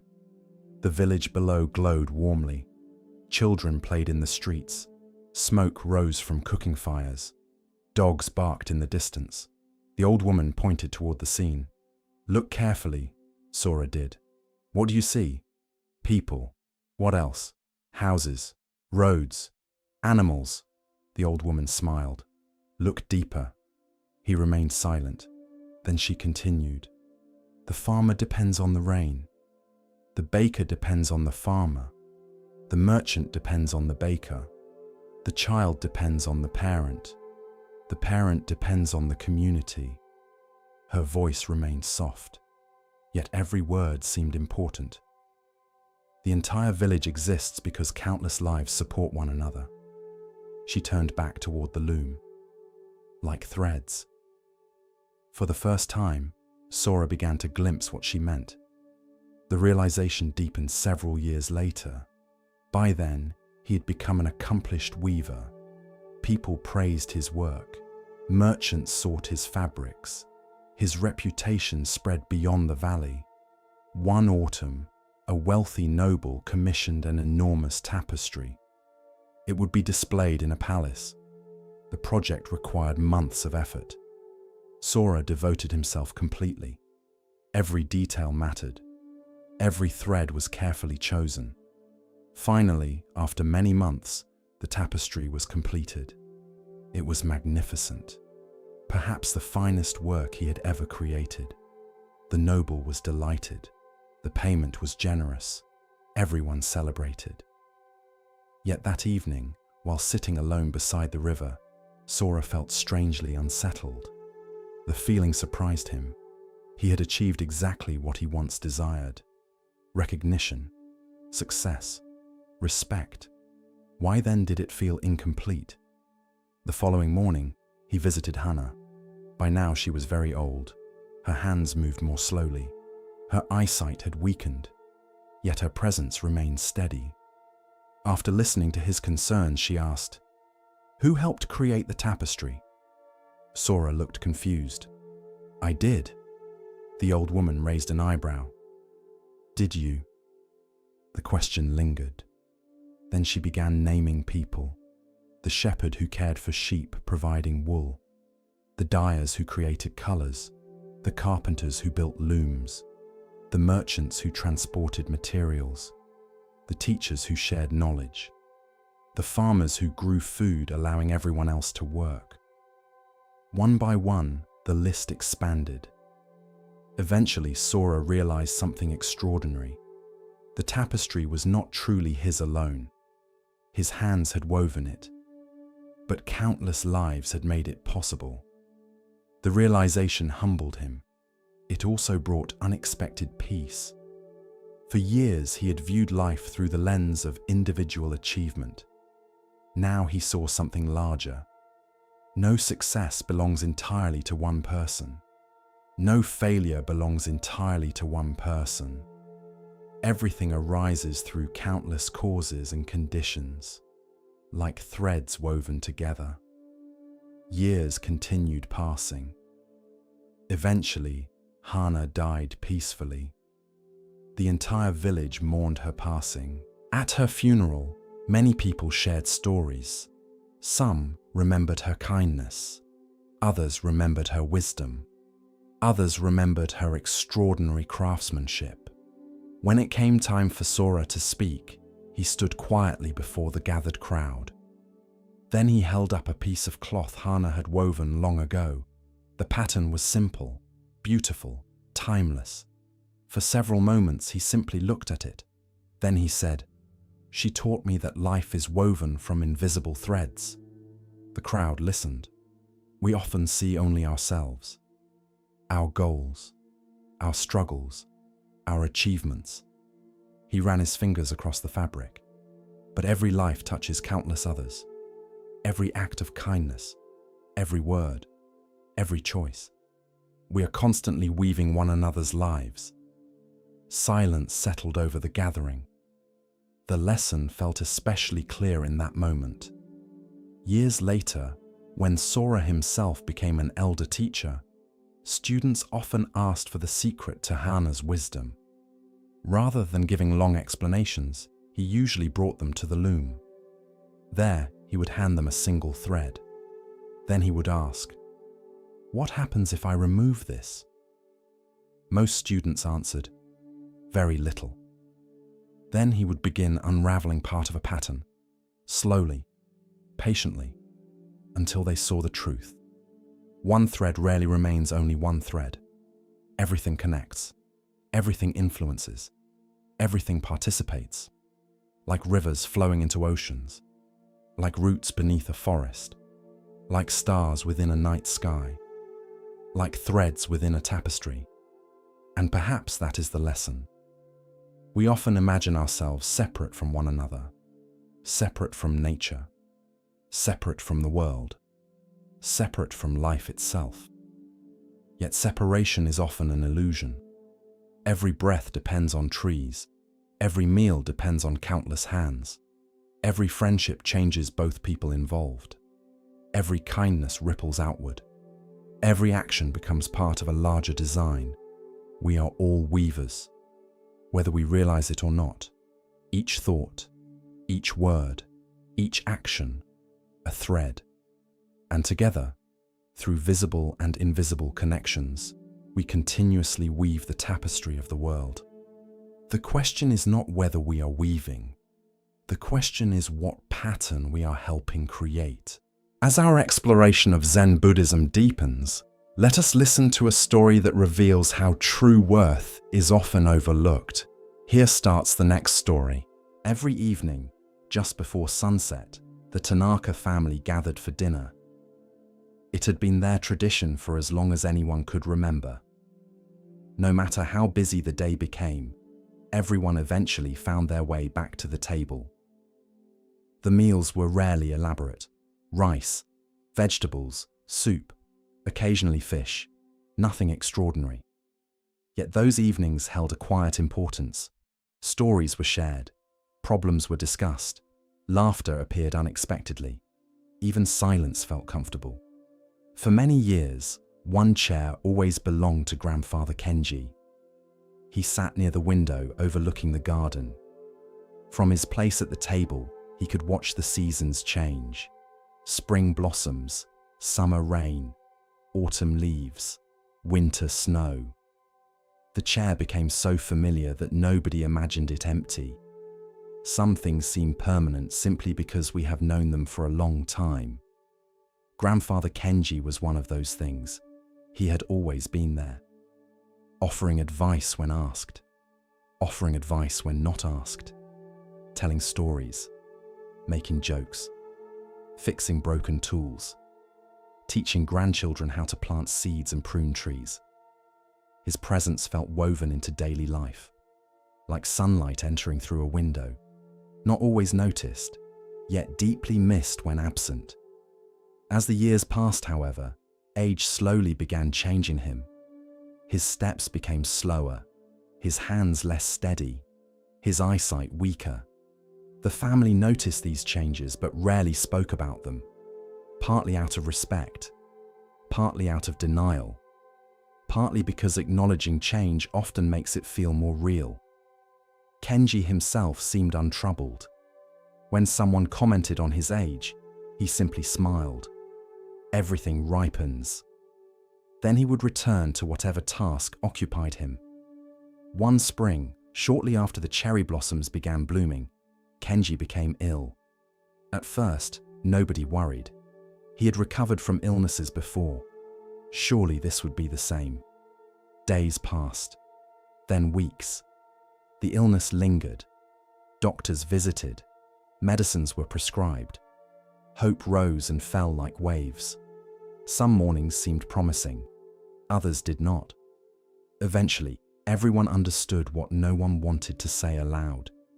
Kenji's life was nearing its end. The realization settled over the family like a heavy fog. Each person responded differently. His daughter cried often. His son immersed himself in work. The grandchildren avoided discussing it altogether. Only Kenji appeared calm. One afternoon, his oldest grandson, Akio, sat beside him in the garden. Neither spoke for several minutes. The cherry blossoms drifted through the air around them. Finally, Akio asked, "Are you afraid?" Kenji looked toward the trees. Then he smiled softly. "Sometimes." The answer surprised him. "You are?" "Of course." The old man chuckled. "Being calm doesn't mean never feeling fear." Akio nodded slowly. Then he asked, "How do you deal with it?" Kenji watched a blossom land upon the grass. "It helps to remember that everything I have ever loved has changed." The answer felt strange, perhaps even disappointing. Yet something about it lingered. Several weeks later, Grandfather Kenji passed away peacefully during the night. The family gathered, friends visited, ceremonies were held, stories were shared, tears flowed freely. The house felt different immediately, not because the furniture changed, not because the rooms changed, because one person was missing. And absence has a way of making itself visible, especially in familiar places. The most difficult part, surprisingly, was dinner. Every evening, the family continued gathering around the table. The meals remained similar. The conversations continued. Yet one chair stood empty. Everyone noticed it. Nobody mentioned it. At first, the empty chair felt unbearable. Each glance toward it reopened the wound. His daughter often looked away. His son focused on his plate. The grandchildren spoke less than before. The chair seemed to contain a silence larger than the room itself. One evening, several months after Kenji's passing, Akio remained at the table long after everyone else had left. The dishes had been cleared. The room was quiet. Only the empty chair remained. As he stared at it, an unexpected feeling arose. Not sadness. Not exactly. Confusion. Why did the chair still hurt so much? The funeral had ended months earlier.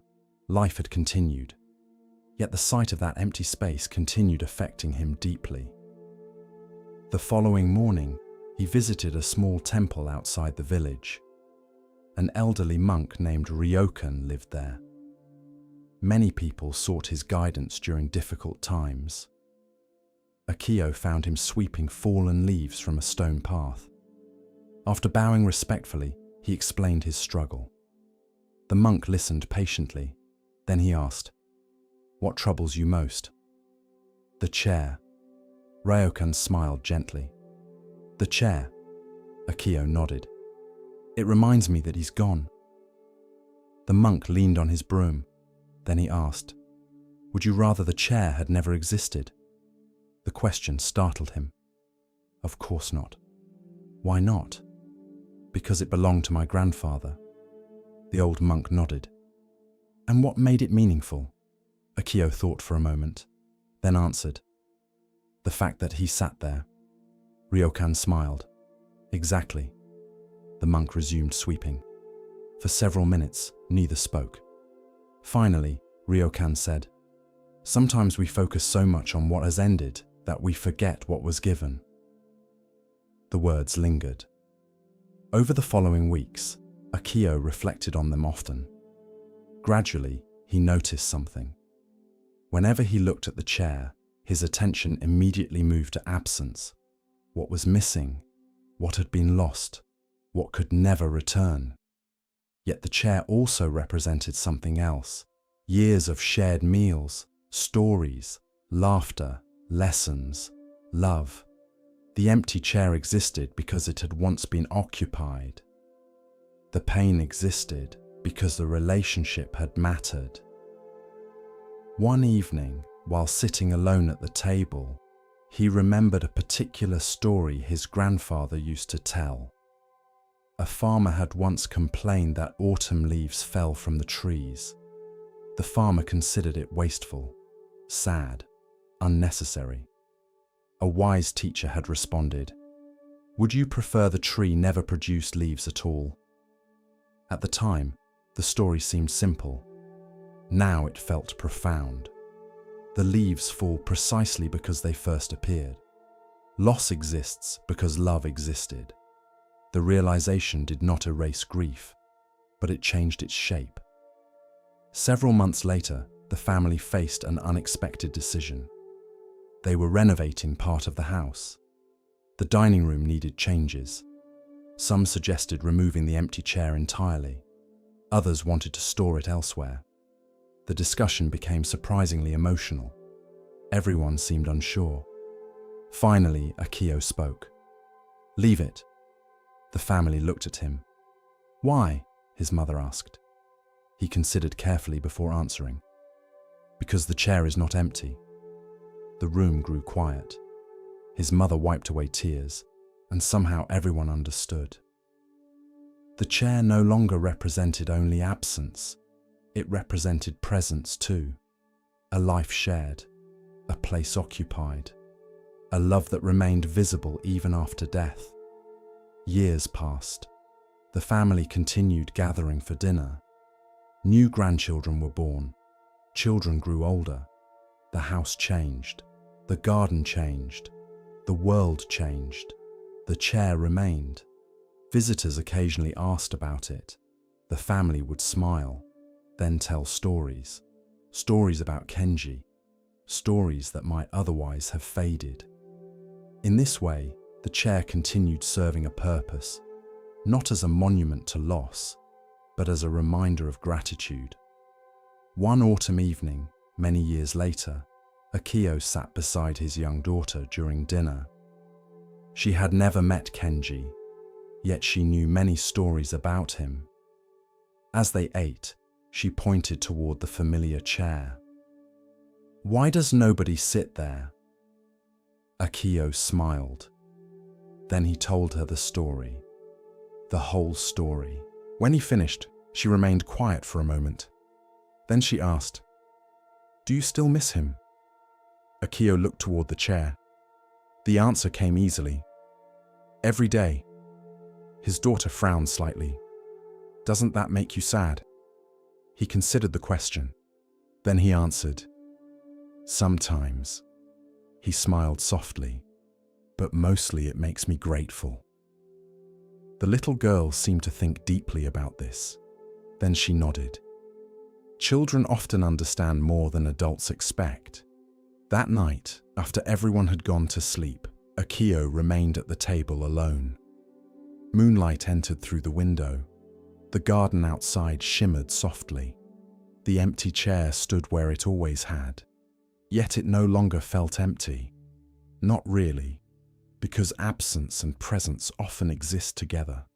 A person may leave, yet their influence remains. Their words remain. Their kindness remains. Their lessons remain. Their love remains. The chair had never been about furniture. It had always been about memory, about gratitude, about recognizing that impermanence does not erase meaning. The Buddha taught that everything changes. Everything. Relationships, bodies, seasons, lives. Many people hear this teaching and focus only on sadness. But there is another side. Impermanence is also what makes every moment precious. If nothing changed, nothing would matter. If life lasted forever, we might never appreciate it. The cherry blossom is beautiful because it falls. A sunset is beautiful because it ends. A conversation is precious because it cannot be repeated exactly. And a chair becomes meaningful because someone once sat there. Perhaps that is the lesson. Every life eventually leaves an empty chair somewhere. At a table, in a garden, on a porch, beside a river. The empty chair will hurt for a while, maybe for a long while. That is natural. That is love. But with time, if we look carefully, we may discover something. The chair is not only a symbol of loss, it is also evidence of a gift. Evidence that someone was here, that they shared their life, that they left traces of kindness, wisdom, laughter, and love behind them. And when we see that clearly, the chair remains empty. Yet the heart feels a little fuller. For gratitude and grief are not enemies. Often they sit together at the same table. And sometimes, if we allow them, they teach us how to cherish what was given without demanding that it stay forever. Continuing along the path of Zen insight, we pause now to hear a teaching about perception and hidden value. Listen carefully to the next story. This story has a wonderful lesson and tells you a bit more about compassion over fear. The forest had many rulers. At least, that is what the animals believed. The elephants ruled the riverbanks with their size and memory. The monkeys ruled the treetops with their noise and clever hands. The eagles ruled the open sky with their sharp eyes and silent wings. But in the deepest part of the forest, where the trees grew close together and sunlight reached the ground only in thin golden lines, there was one creature everyone feared, the tiger. His name was Varu. He was large, powerful, and scarred from many seasons of survival. His orange coat burned like fire between the trees. His black stripes moved like shadows. When he walked, even the dry leaves seemed afraid to make sound beneath his paws. The animals spoke of him in whispers. Mothers warned their young, "Do not wander near the dark grove." Birds stopped singing when he passed. Monkeys climbed higher. Deer froze at the faintest scent of him. Even the wild boars, strong and stubborn as they were, avoided the paths where his footprints appeared. Varu knew he was feared, and for many years He believed fear was the same as respect. When animals fled from him, he felt powerful. When the forest grew silent around him, he thought it meant he was important. When others trembled, he believed it proved his strength. But the truth was more complicated. Varu was not only feared, he was alone. No animal rested near him. No bird sang close to him. No creature trusted him. Wherever he went, the forest emptied. He told himself this was the way of tigers. A tiger walks alone. A tiger needs no one. A tiger survives by strength. And because he repeated these thoughts often enough, he almost believed them. Almost. Near the edge of the same forest lived a gentle deer named Sila. She was not the largest deer in the herd, nor the fastest, nor the most beautiful, but she had a quiet presence that others trusted. When young fawns became frightened, they stood beside her. When older deer grew tired, she slowed her pace. When birds sounded an alarm, she listened carefully before running, never panicking before understanding. The herd respected her not because she demanded respect, but because she made others feel safe. Sila knew fear well. All deer know fear. It lived in their bodies like a second heartbeat, a snapping twig, a strange scent, a shadow moving too quickly. Fear could save a deer's life, but Sila had learned something many animals did not. Fear was useful as a messenger, dangerous as a master. When fear warned her, she listened. But she tried not to let fear decide everything. This made her unusual. Some deer admired her calmness. Others thought it foolish. One evening, as the herd grazed near a field of tall grass, a young buck named Joran approached her. "You walk too slowly," he said. Sila lifted her head. "Do I?" "Yes, you pause too often. You look at things too long. One day your calmness will get you killed." Sila looked toward the darkening trees. "Perhaps." Joran snorted. "When there is danger, the wise run." "When there is danger, yes," Sila replied. "And when there is only fear?" The young buck had no answer. He flicked his ears and walked away. That night, the moon rose pale above the forest. Mist gathered between the trunks. Most of the herd slept in a sheltered clearing. Sila remained awake for a while, listening. Crickets sang. Leaves rustled softly. Far away, an owl called. Then she heard something else. A low sound, not a roar, not a growl, something quieter, almost like pain. Sila stood still. The sound came again. It drifted from the direction of the dark grove, the place where no deer willingly went, the place where Varu the tiger was said to hunt. Every instinct in Sila's body told her to turn away.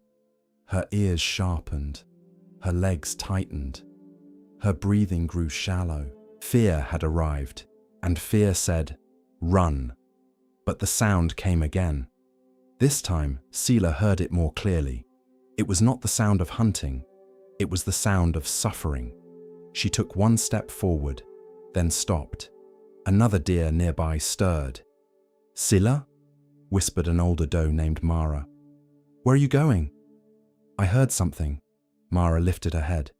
"What?" "I am not sure." The sound came again from the darkness. Mara's eyes widened.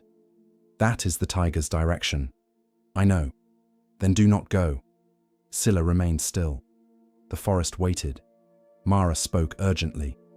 "No good comes from walking toward a tiger." Sila looked at her gently. "Perhaps not." "Then stay." For a long moment, Sila said nothing. Then she answered, "If fear is correct, I will return quickly." "And if fear is wrong?" Sila looked toward the dark grove. "Then something may need help."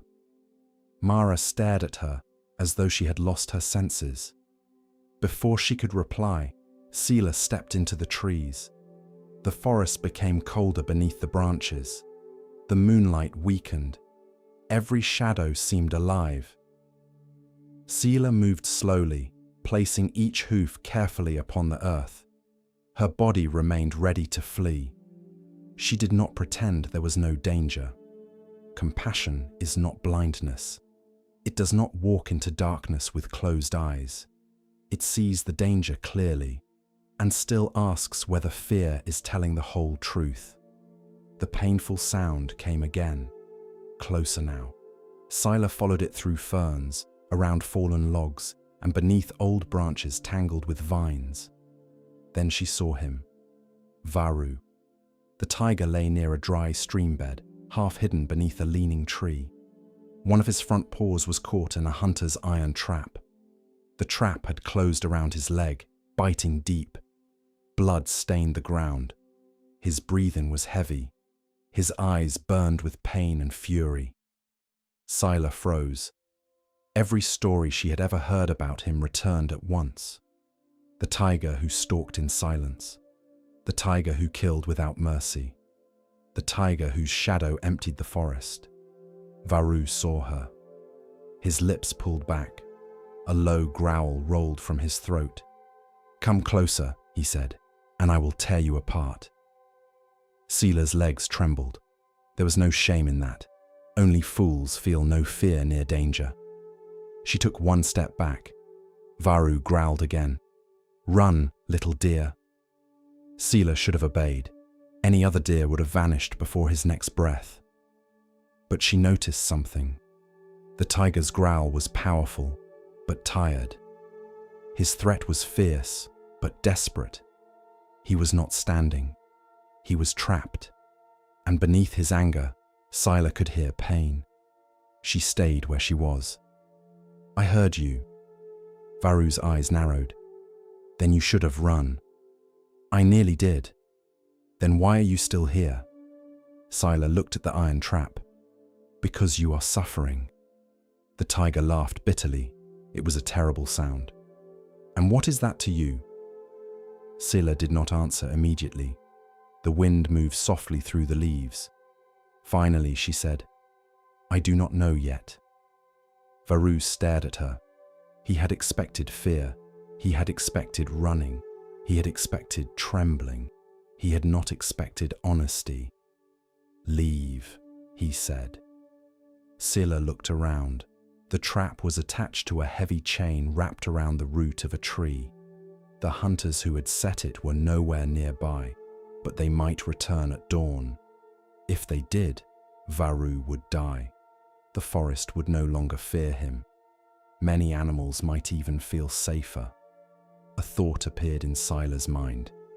Perhaps I should leave. Perhaps this is justice.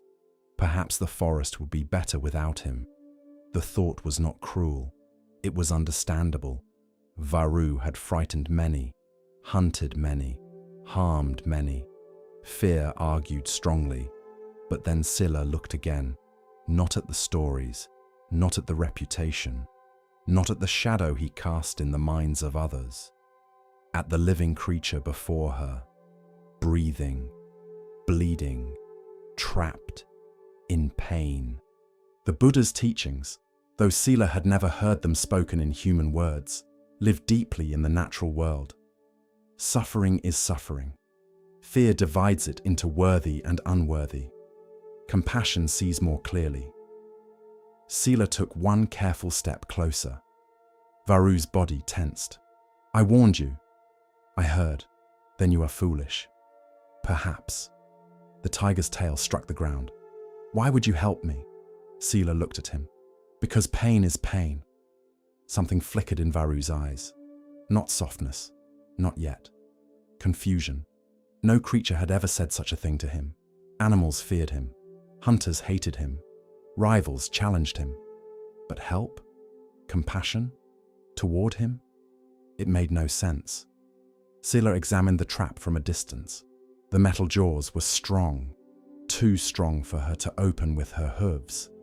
But the chain around the root had loosened slightly, where the rain had softened the soil. If the root could be exposed, perhaps the chain could slip free. She moved closer. Varu growled again, but weaker this time. Do not touch me. I am not touching you. What are you doing? Looking. The tiger watched suspiciously as the deer circled the tree. She began scraping the soft earth around the root with her hooves. Slowly, carefully. The work was difficult. The ground was tangled with stones and smaller roots. Her legs were not made for digging. Still, she continued. Varu stared. Minutes passed, then longer. The forest remained silent around them. At last, he said, "You are wasting your time." Scylla kept digging. "The hunters will return." "I know. You cannot open the trap." "Perhaps not. I may still kill you." Scylla paused, then looked at him. Yes. The answer irritated him. Then why continue? Scylla lowered her head and resumed scraping earth.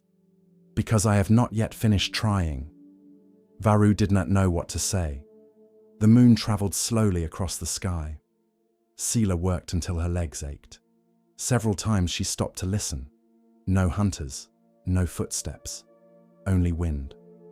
At last, enough soil loosened around the root that the chain shifted. Varu felt it. His ears lifted.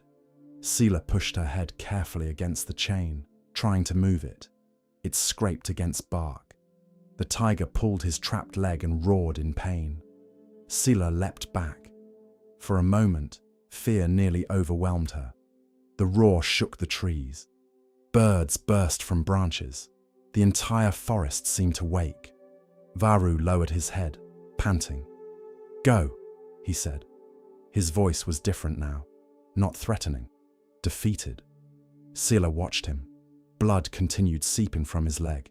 The first pale hint of dawn would come soon. She stepped forward again. "No."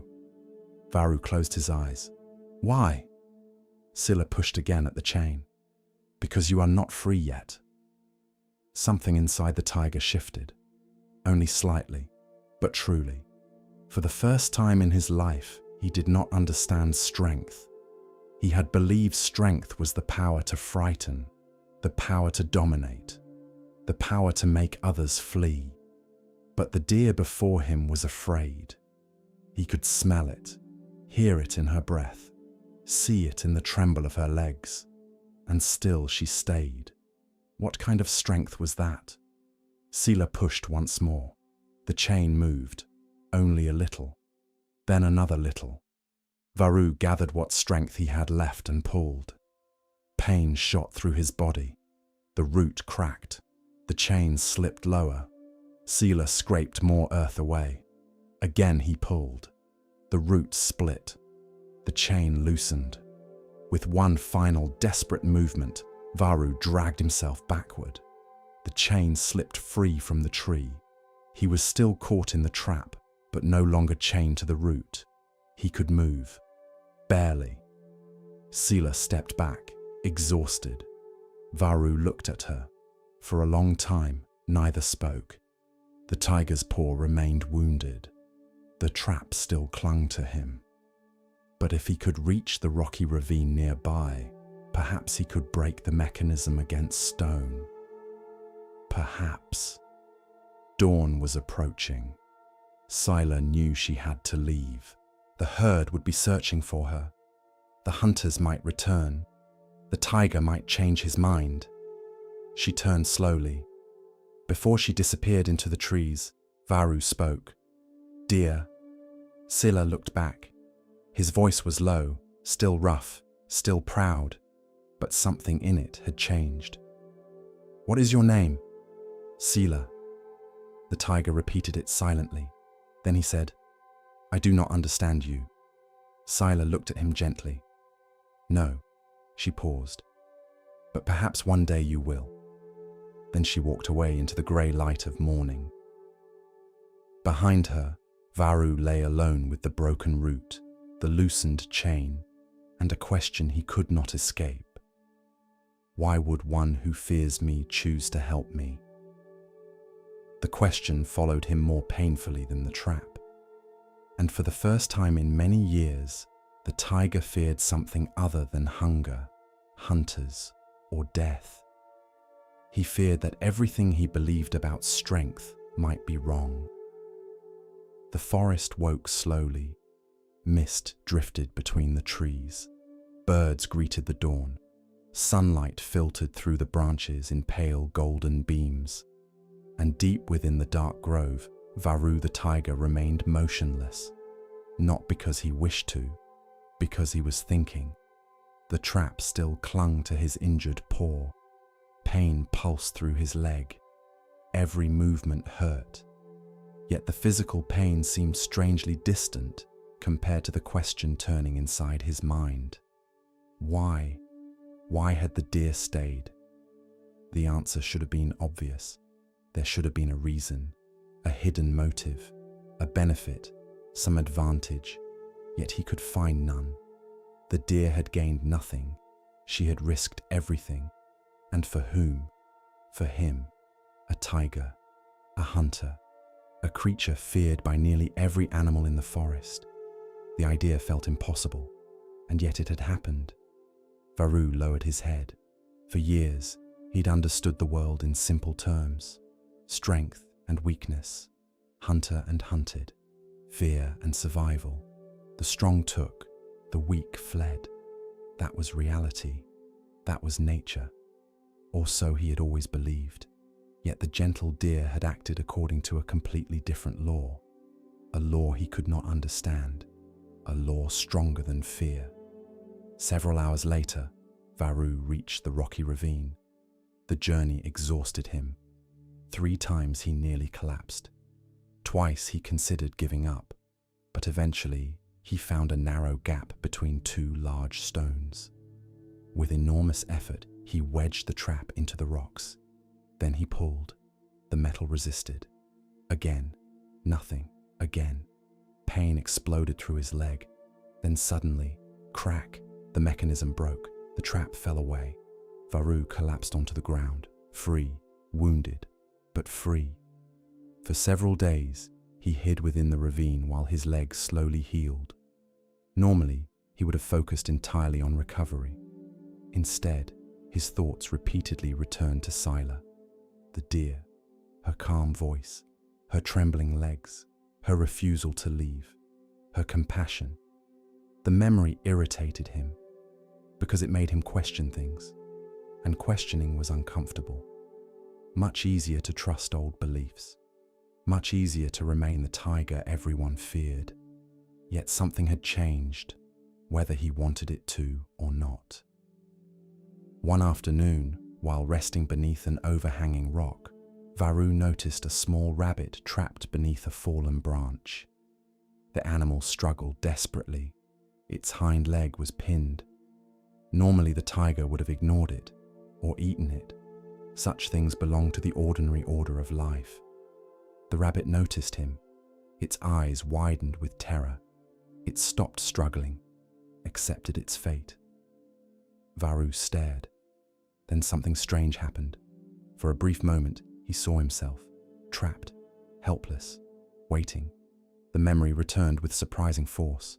The iron trap, the chain, the pain, the deer. The tiger growled softly, annoyed, confused. Then he stepped forward. The rabbit squeezed its eyes shut. The branch lifted. Varu pushed it aside. The rabbit remained frozen. Certain death would follow. Instead, the tiger stepped away. Several seconds passed. Then the rabbit fled into the forest. Varu watched it disappear. The feeling that followed surprised him. Not pride, not satisfaction. Something quieter, lighter, as though a burden had shifted slightly. The sensation disturbed him. He immediately tried to forget it. But forgetting proved difficult. Meanwhile, word of Scylla's nighttime disappearance had spread through the deer herd. Most assumed she had narrowly escaped danger. Some believed she had become reckless. Others admired her courage. The loudest criticism came from Joran, the young buck who valued caution above all else. When Scylla finally explained what had happened, disbelief spread through the herd. "You helped a tiger," Joran stared at her. Yes. Why? He was suffering. The young buck looked horrified. He would have killed you. Perhaps. Perhaps. Joran shook his head. You risked your life for a predator. Several deer nodded in agreement. The criticism intensified throughout the following days. Some questioned her judgment. Others questioned her wisdom. A few questioned her sanity. One evening, Joran confronted her directly. You are teaching dangerous lessons. Sela looked at him calmly. What lesson am I teaching? That fear should be ignored. The deer shook her head. No. Then what? Sela thought carefully, then answered. That fear should be listened to. Joran looked confused, but not obeyed automatically. The young buck frowned. The distinction felt subtle, too subtle. What if you had died? Sela looked toward the forest. What if I had not helped? Neither could answer. Several weeks passed. Summer deepened. The forest flourished. The tiger's leg gradually healed. The deer herd continued grazing. Life seemed to return to normal. Yet beneath the surface, something new was growing, in both of them. One evening, while searching for water during a particularly hot day, Sela approached a stream she often visited. The moment she arrived, she froze. Varu stood on the opposite bank. The tiger noticed her immediately. Silence settled between them. The stream flowed gently. Birds continued singing. Neither moved. Every instinct screamed inside Sila's body. Danger. Tiger. Run. Fear remained alive. Compassion had never removed it. Fear serves a purpose. It protects, warns, guides. The question was whether fear alone would decide what happened next. Varu remained still. The old version of himself would have enjoyed this moment. The power, the tension, the knowledge that another creature feared him. Instead, he felt strangely uncomfortable. Finally, he spoke. My leg healed. Sela nodded. I can see that. Silence returned. The tiger looked toward the water, then back at her. You saved my life. The words sounded awkward, as though he had never spoken them before. Perhaps he hadn't. Sela smiled slightly. You saved it too. The tiger frowned. What do you mean? You had to keep trying. The answer puzzled him. Then, unexpectedly, he laughed. A genuine laugh. Short, rough, but real. The sound startled both of them. For a moment, neither seemed certain what to do next. Eventually, Sila lowered her head and drank. Varu did the same. The moment passed. Simple, ordinary, yet somehow significant. When they finally departed, neither felt quite the same as before. Months continued flowing by. Autumn approached. Leaves began changing color. The forest prepared for another cycle. One afternoon, disaster arrived. Hunters, not one or two, an entire group. They entered the forest seeking valuable animal skins. Large traps appeared along hidden paths. Snares were placed near streams. Danger spread quickly. Animals vanished. Birds carried warnings from tree to tree. Fear swept through the forest. For good reason. Unlike imagined dangers, these dangers were real. One morning, panic erupted among the deer. A young fawn had become trapped.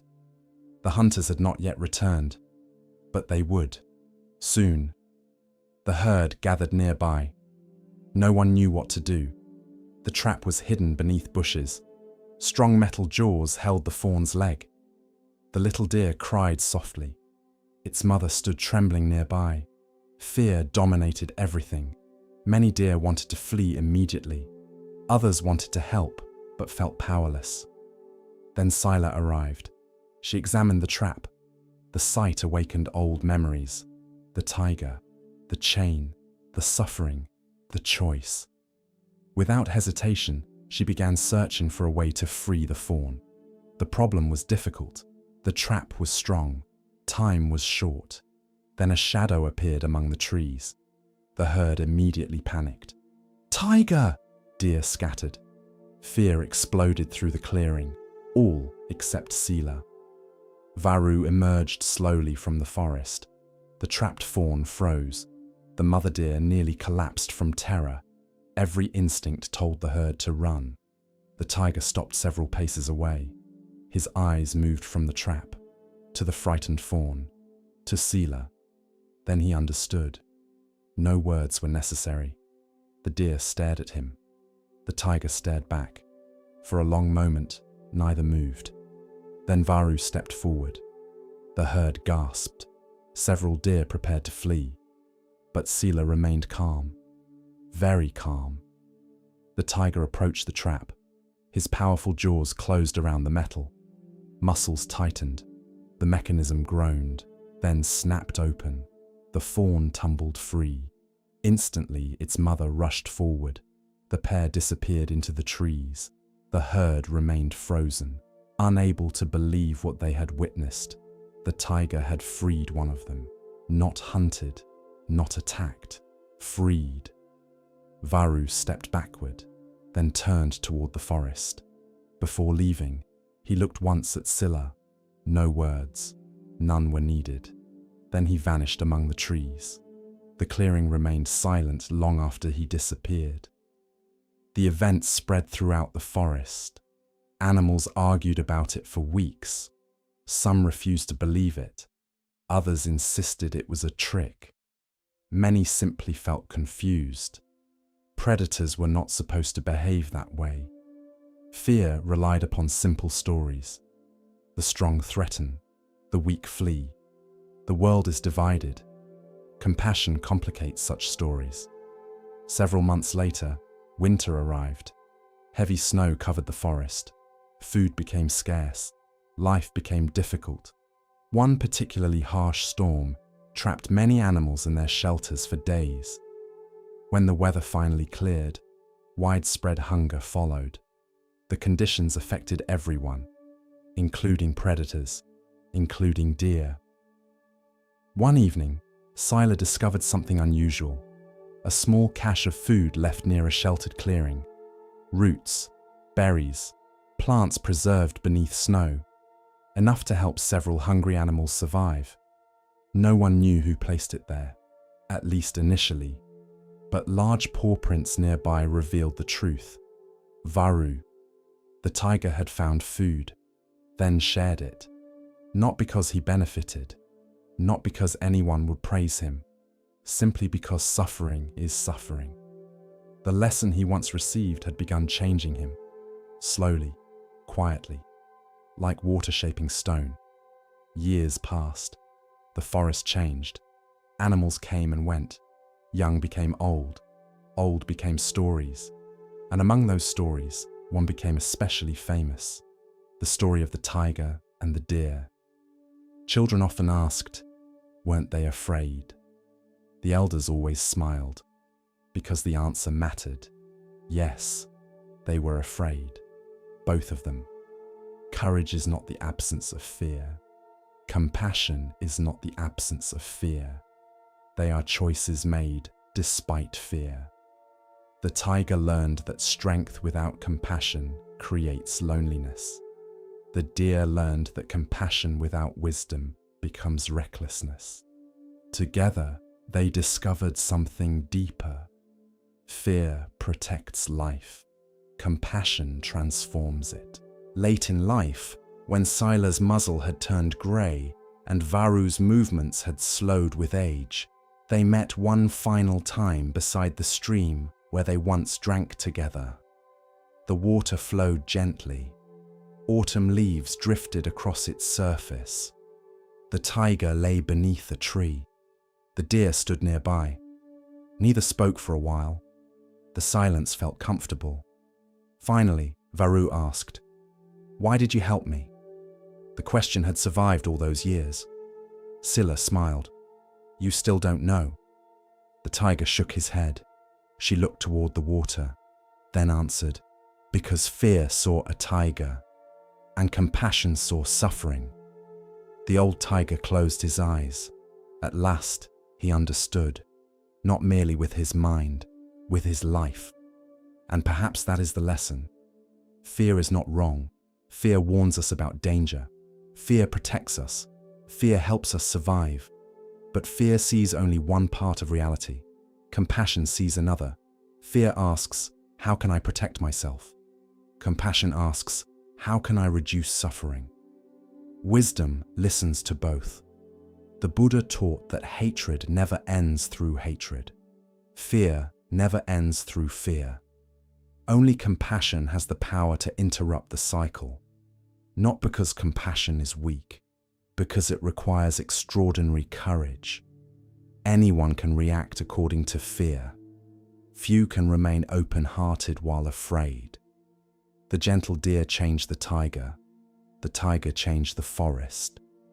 And neither transformation began with power. It began with a simple choice. One creature seeing another creature's pain and refusing to look away. For compassion does not erase fear. It simply reminds us that there is something greater. And when we act from that greater place, even the fiercest tiger can learn gentleness, and even the smallest deer can teach wisdom. As we drift deeper into the still waters of Zen, a quiet teaching begins to rise, one that speaks of clarity and of value not always seen. Listen gently now. The next story begins. The road wound through mountains, forests, villages, and valleys. Some sections were smooth, others were steep. Some crossed beautiful landscapes filled with wildflowers and singing birds. Others passed through rocky terrain where little seemed to grow. Yet travelers continued using the road because it connected distant regions and offered one of the few reliable routes across the country. Among those travelers was a man named Kaito. At first glance, Kaito appeared ordinary. He was neither rich nor poor, neither young nor old. His clothing was simple, his face unremarkable. Yet anyone who walked beside him for more than a few minutes noticed something unusual. His backpack. The pack looked enormous, far larger than necessary. It sat heavily upon his shoulders. The straps dug deeply into his clothing. His posture leaned forward from the weight. His steps seemed slower than they should have been. Whenever travelers passed him, they often asked the same question. "What are you carrying?" Kaito usually smiled politely. "Just my things."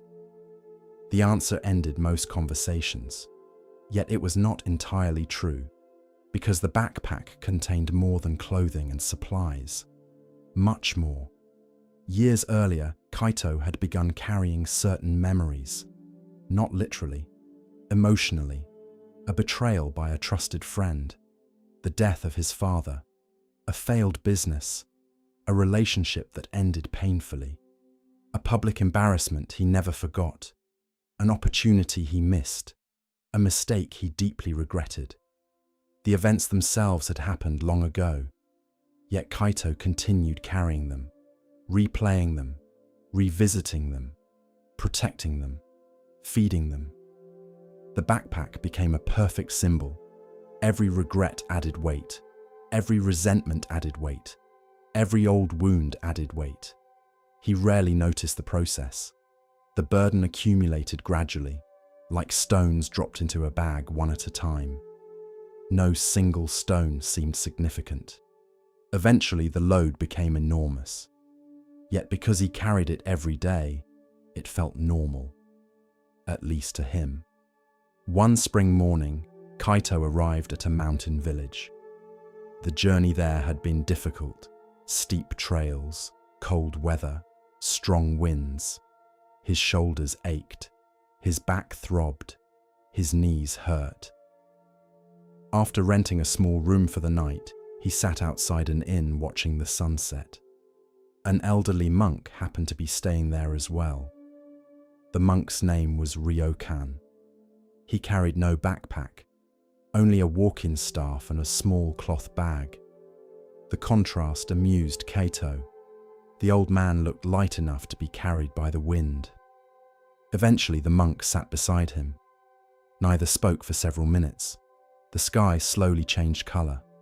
Orange became red. Red became violet. The village grew quieter. Finally, Ryokan asked, "How far have you traveled?" Kaito named several regions. The monk nodded. "A long journey?" "Yes." "And a heavy one?" Kaito laughed. "You noticed the backpack?" The old monk smiled. "It is difficult not to." Kaito shrugged. "A traveler needs supplies." The monk nodded. "Of course." Then he asked, "What would happen if you removed a few unnecessary things?" The younger man smiled. "I already carry only what I need." The old monk did not argue. He simply nodded. The conversation ended. Or so Kaito thought. The next morning, they found themselves leaving the village at nearly the same time. Their routes followed the same mountain path. So, they walked together. The road climbed steadily. Birds sang in the trees. Sunlight filtered through pine branches. The day felt pleasant, yet Kaito struggled. The backpack seemed heavier than usual. After several hours, they stopped beside a stream. While drinking water, Ryokan asked, "What is the heaviest thing you carry?" Kaito immediately touched the backpack. "My cooking equipment." The monk smiled. "No." The younger man frowned. "My blanket." "No." "My water." The monk shook his head gently.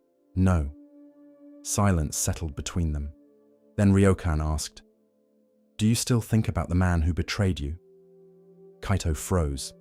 The question struck unexpectedly. "How do you know about that?" The old monk smiled. "You told me yesterday." "I did not. Not with words." The monk's eyes remained kind. "But you told me." The younger traveler looked away. The betrayal had happened 12 years earlier. A business partner had stolen money and disappeared. The loss nearly ruined him. The memory remained vivid, painfully vivid. Ryokan continued, "Do you carry it often?" Kaito sighed. "Sometimes." The old monk laughed softly. "Sometimes." The traveler knew the answer immediately. Every day. The memory visited every day, sometimes briefly, sometimes for hours. The monk nodded. "Heavy." The word lingered. Heavy. The same word people used for his backpack. They continued walking. The trail became steeper. The conversation remained with him. By afternoon, they reached a high ridge overlooking a vast valley. The view was breathtaking. Mountains stretched into the distance. Cloud shadows drifted across forests. Rivers glittered like silver threads. Ryokan sat upon a rock. Kaito sat nearby. The old monk pointed toward the valley. "What do you see?" The traveler described mountains, trees, villages, water. The monk nodded, then asked, "What do you not see?" Kaito looked confused. "How can I see what I don't see?" The old monk smiled. "Exactly." The answer felt irritating, yet familiar. Many of the monk's lessons seemed hidden inside simple questions. Eventually, Ryokan explained, "You see the valley?" "Yes, but not every path." "True." "You see some villages?" "Yes, but not every home." The monk smiled. Perspective is always incomplete. The lesson seemed unrelated until the old man continued. "The same is true of memory." Kaito remained silent. The monk looked toward the horizon. "You remember betrayal?" "Yes." "You remember loss?" "Yes." "You remember pain?" "Yes." The old man nodded. "But do you remember everything?"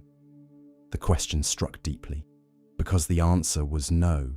The betrayal had become the entire story, yet there had been good years before it, lessons afterward. people who helped him recover, strength he developed because of it. His memory focused almost entirely on the wound, not the whole journey. The realization felt uncomfortable because it challenged a story he had carried for years. That evening, they camped beside a lake. After dinner, Ryokan reached into his small cloth bag. He removed several stones, then placed them on the ground. Kaito looked puzzled. The monk pointed toward one stone. "This is resentment." Then another. "This is regret." Another. "Guilt." Another. "Anger." Another. "Fear." The traveler watched silently. The monk then gathered the stones, placed them inside his cloth bag, and handed it to Kaito. "Carry this." The younger man laughed. The bag felt surprisingly heavy. They walked a short distance. Then another. Then another. After only a few minutes, Kaito became annoyed. "What is the point?" Ryokan smiled. "Heavy?" "Yes." The monk nodded. "Now imagine carrying them for 10 years. The lesson landed immediately, because he already was. The following days continued similarly. Walking, talking, silence, questions, small lessons hidden inside ordinary moments. One afternoon, they crossed a narrow bridge above a rushing river. Halfway across, Kaito noticed a broken section of railing. Instantly, he imagined falling, injury, disaster, death. His heart raced. The fear felt real, yet nothing happened. They crossed safely. Later, Ryokan asked, "How many times did you cross the bridge?" Kaito frowned. "Once." The monk smiled. "Your body crossed once." The traveler understood immediately. His mind had crossed many times, again and again, imagining every possible outcome, suffering repeatedly. Though the event itself lasted only moments, the pattern appeared everywhere. Past pain, future worry, present fear. The mind carried them constantly, like stones, like weight, like baggage. One evening, while sitting beside a fire, Kaito finally asked, "How do I put them down?" The question emerged quietly, more vulnerable than anything he had asked before. The old monk stared into the flames. For a long time, he said nothing. Then he answered, "First, you must stop calling them treasures." The words hit harder than any lesson so far, because part of him knew it was true.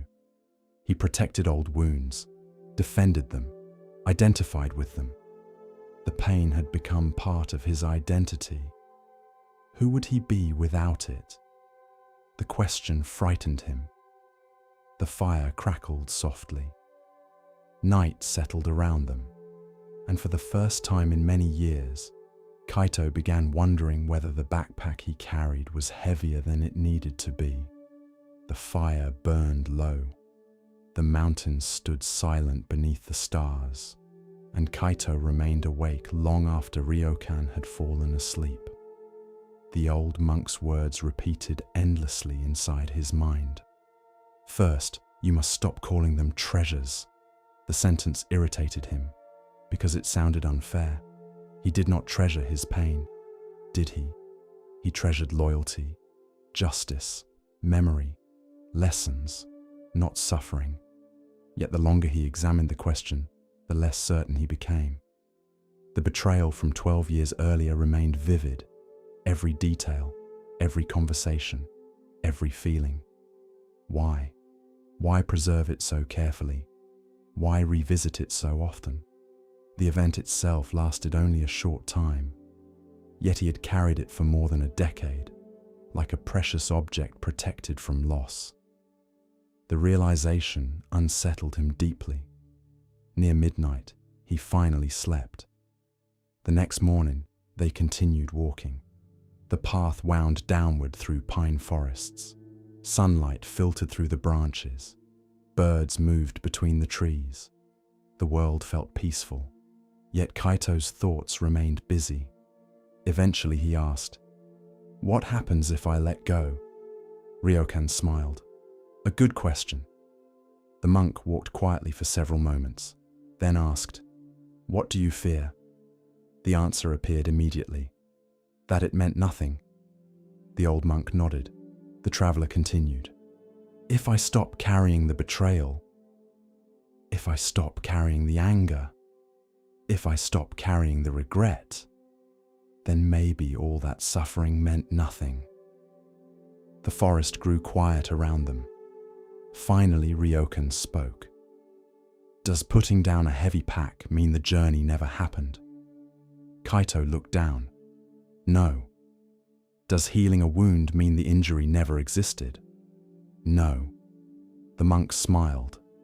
Then why would releasing pain erase its lessons? The question stayed with him. Because he had never separated suffering from wisdom. He assumed letting go meant forgetting.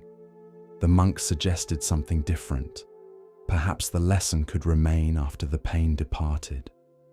Like a traveler keeping the map while discarding the stone that came wrapped inside it. That afternoon, they reached a small village.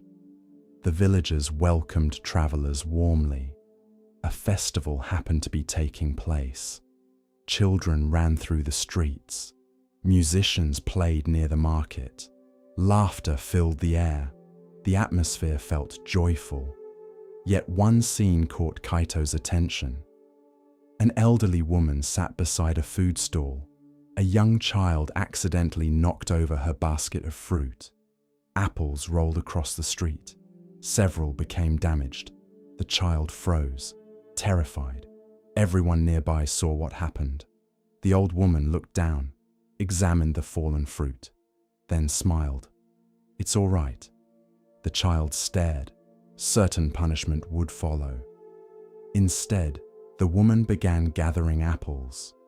The child quickly joined her. Several others helped too. Within minutes, the situation was resolved. The festival continued. Kaito watched thoughtfully. The woman could have become angry. She had every reason. Instead, she chose something else. Later, he mentioned the scene to Ryokan. The monk nodded.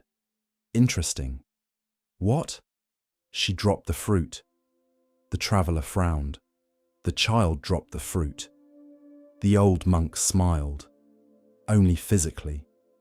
The answer confused him. The monk continued. The child dropped apples. The woman could have dropped her piece. She chose not to. The lesson lingered, because he realized how often he had done exactly that. Someone else's actions had occurred years ago, yet he continued dropping his piece every day, again and again, long after the event ended. The following morning, the road entered a narrow canyon. Steep cliffs rose on either side. The air felt cool. Echoes lingered strangely between the rocks. Halfway through the canyon, they encountered another traveler, a man carrying a backpack even larger than Kaito's. The sight seemed almost comical. The stranger struggled visibly. Sweat covered his face. His breathing sounded labored. Every step appeared painful. Eventually, the man stopped, collapsed beside the path, and began unpacking his belongings. The pile seemed endless. Extra cooking pots, duplicate blankets, broken tools, rocks collected from previous journeys, objects with no practical use whatsoever. Kaito stared. The load looked absurd. Why carry all that? The stranger looked genuinely surprised. What if I need it? The answer sounded painfully familiar. The man spent several minutes sorting through his possessions. Eventually, he discarded nearly half of them. The difference was immediate. When he stood again, his posture improved. His face brightened. His movement became easier. The traveler laughed aloud. I should have done that years ago. After he departed, Ryokan looked toward Kaito. Neither spoke. No words were necessary. The lesson had arrived clearly enough. That evening, they camped beside a river. The water moved steadily toward the sea, never pausing, never clinging, never looking back. While watching the current, Kaito found himself remembering his father. Not the death, not the hospital, not the grief, something else. A fishing trip from childhood, a joke, a smile, a lesson about patience. The memory surprised him. For years, thoughts of his father led almost exclusively toward loss. Now other memories appeared, good ones, warm ones, complete ones. The sadness remained, but it no longer dominated everything else. The realization brought tears to his eyes, not painful tears, relieved ones. The monk noticed, yet said nothing. Sometimes silence teaches best. Several days later, they reached a mountain pass. The climb proved difficult. Strong winds pushed against them. Loose stones shifted beneath their feet. The journey required effort, real effort. During one particularly steep section, Kaito stopped suddenly. His backpack felt unbearable. Without thinking, he removed it, set it on the ground, and sat beside it. The relief was immediate. His shoulders relaxed. His breathing deepened. His body felt lighter. The sensation lasted only moments, yet it revealed something important. He had forgotten what lightness felt like. The monk sat beside him. After several minutes, Ryokan asked, "How does it feel?" Kaito smiled. "Good." The old man nodded. "What changed?" "The pack." The monk shook his head gently. "No." The traveler frowned. "What do you mean?" "You changed."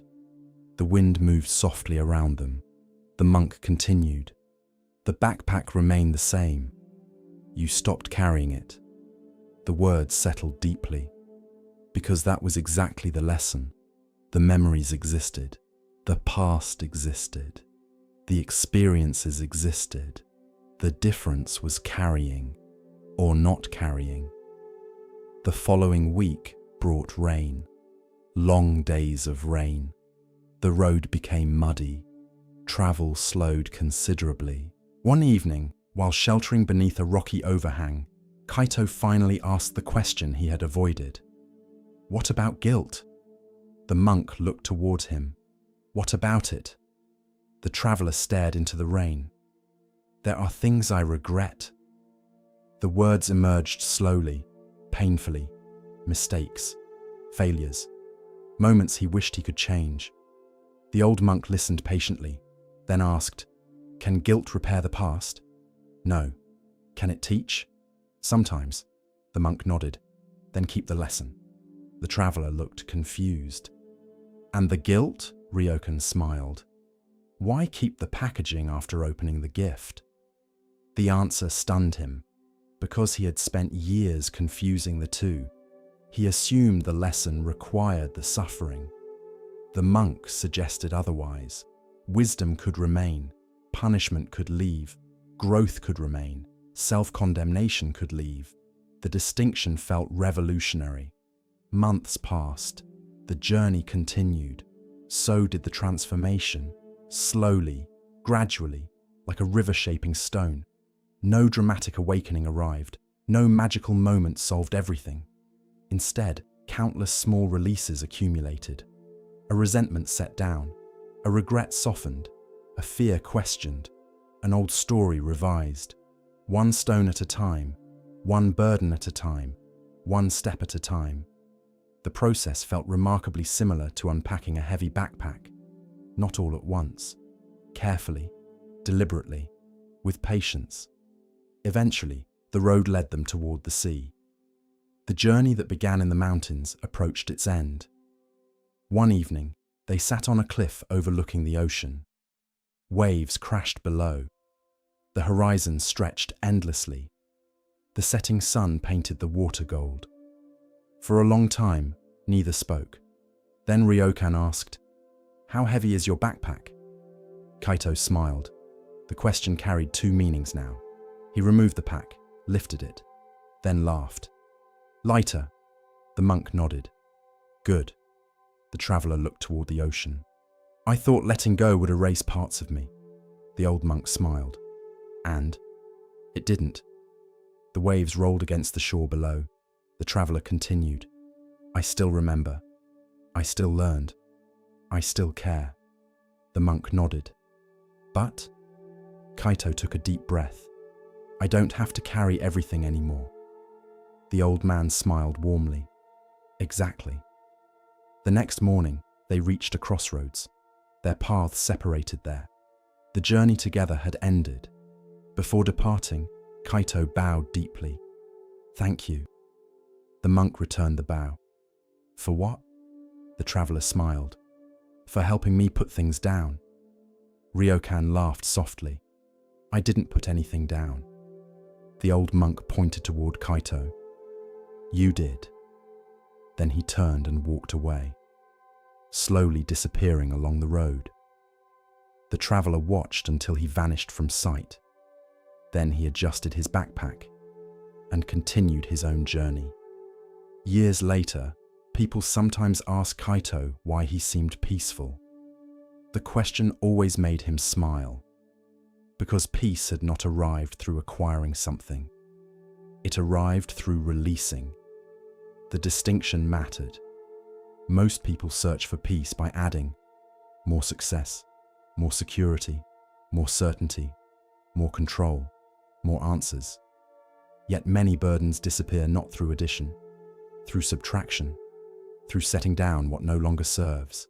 Old anger, old guilt, old resentment, old stories, old pain. The backpack becomes lighter, not because life becomes easier, because unnecessary weight leaves. And perhaps that is the lesson. Many people travel through life carrying things that no longer belong to them. A criticism spoken 20 years ago, a betrayal from long ago, a mistake that has already taught its lesson, an identity formed during suffering, a fear inherited from another time. The weight becomes familiar, so familiar that we forget it can be set down. The Buddha often taught that suffering persists not merely because painful things happen, but because we continue carrying them long after the moment has passed. The first pain may be unavoidable. The second pain comes from clinging. The traveller and the heavy backpack reveal a simple truth. The journey itself is difficult enough. Life already includes challenges, loss, change, uncertainty. We do not need to add extra weight. Keep the lesson, release the burden. Keep the wisdom, release the suffering. Keep the memory, release the chains. For the road ahead will always contain hills to climb. But those hills become far easier when we stop carrying stones that were never meant to travel forever. And sometimes the greatest freedom is not found in reaching a destination. It is found in finally setting down what we no longer need to carry. With each breath, we continue our journey through the wisdom of Zen, where the smallest stone may hold the greatest truth. Here starts the next story. There once lived a monk named Sora, who knew more than anyone else in his monastery. At least that was what everyone said. And over time, it became what Sora believed as well. The monastery sat high in the northern mountains where the nights were clear and the stars seemed close enough to touch. Travelers often stopped there seeking wisdom. Young monks came to study. Scholars visited to exchange ideas. And whenever difficult questions arose, people usually turned to Sora. He had memorized hundreds of teachings, ancient sutras, commentaries, poems, philosophical debates, historical accounts. If someone quoted a passage incorrectly, Sora corrected them. If someone asked about a teaching, Sora could explain it in detail. His memory was extraordinary, his knowledge vast. People admired him, and secretly, he admired himself. Not in an obvious way. He did not boast loudly. He did not demand praise. His pride was quieter than that, more refined, more difficult to detect. He simply believed he understood more than others. And because he believed this, he stopped listening as carefully as he once had. When younger monks asked questions, he answered before they finished speaking. When elders offered advice, he silently compared it to his own understanding. When visitors shared experiences, he often searched for opportunities to explain rather than learn. Knowledge had become his identity, and identities can become cages, even beautiful ones. One autumn evening, a wandering teacher arrived at the monastery. His name was Master Tenzin. Unlike many scholars, Tenzin carried no books. Unlike many teachers, he spoke very little. His robe was old, his sandals worn, his face weathered by many years of travel. At first, Sora felt disappointed. He expected a renowned master to appear more impressive. Yet the abbot welcomed the visitor warmly, very warmly, which surprised him. For several days, Tenzin remained at the monastery. The monks expected lectures, teachings, formal discussions. None came. Instead, the old teacher helped carry water, swept paths, prepared meals, worked in the garden. The younger monks seemed puzzled, Sora most of all. Finally, after several days, he approached the visitor. "Master," Tenzin smiled. "Yes? I have heard much about you." The old teacher nodded. "I hope not too much." The answer confused him. Sora continued. "People say you are wise." Tenzin laughed softly. "People say many things." The younger monk frowned. The conversation felt strangely difficult, like trying to hold water. Eventually he asked, "What teaching do you consider most important?" The old teacher looked toward the sky. The sun was setting. The first stars were appearing. Then he answered, "The one I am practicing right now." The answer irritated Sora immediately, because it sounded vague, incomplete, unsatisfying. He wanted philosophy, not simplicity. That evening, Sora sat in the library. Books surrounded him. Scrolls lined the walls. Candles flickered softly. The familiar environment brought comfort. Here, he felt secure, certain. Knowledge filled every shelf. The room represented everything he valued. As he studied, one of the younger monks entered. The novice looked nervous. "Brother Sora?" "Yes?" "I wanted to ask a question." The younger monk hesitated. "What is enlightenment?" Sora smiled. Finally, a proper question. For nearly an hour, he explained. He quoted sutras, referenced historical masters, explained philosophical concepts, described various schools of thought. When he finished, the novice thanked him politely, then left. Several minutes later, Sora happened to pass through the courtyard. There sat the same novice beside Master Tenzin. The younger monk asked the same question. "What is enlightenment?" Tenzin picked up a fallen leaf, held it gently, then asked, "What do you see?" The novice looked carefully. "A leaf." The old teacher smiled. "Good." Several minutes later, the conversation ended. The novice walked away smiling, genuinely smiling. The sight annoyed Sora. How could a simple answer satisfy someone more than an hour of detailed explanation? The question followed him long into the night. The next morning, the monastery awoke before dawn. A clear sky stretched overhead. Thousands of stars filled the darkness. The monks gathered for meditation. Afterward, most returned indoors. Sora remained outside. The stars fascinated him. Astronomy had long been one of his interests. He knew the names of constellations, the movements of planets, the cycles of the moon, the stories attached to each star pattern. As he stood there, Master Tenzin approached. The old teacher looked upward. Beautiful, isn't it? Sora nodded. I know the names of nearly all the visible constellations. The teacher smiled. I don't. The answer surprised him. You don't? No. Sora frowned. Why not? Tenzin continued gazing upward. I have been too busy looking at them. The sentence lingered. The younger monk wasn't sure why, but something about it felt important. Several days later, the abbot announced an unusual task. A remote mountain shrine needed repairs. Several monks would travel there. The work would take weeks.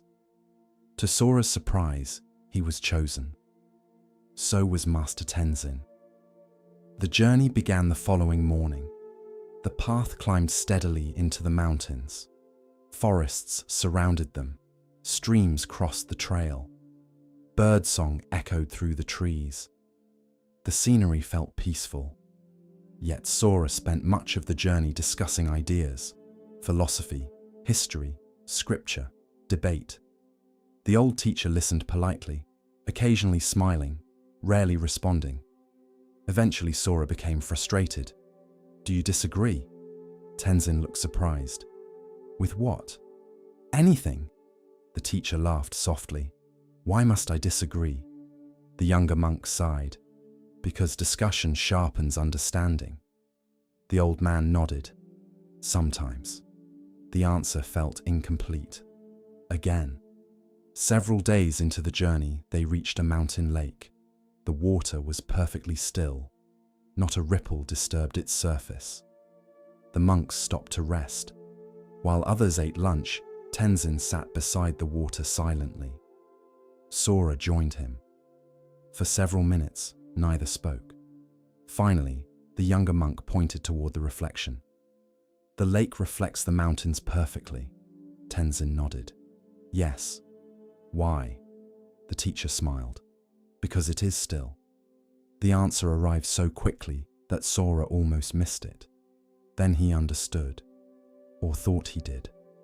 The mind is like the lake. The old teacher smiled. Perhaps. The younger monk felt pleased. He recognized the metaphor, understood the symbolism, connected it to familiar teachings.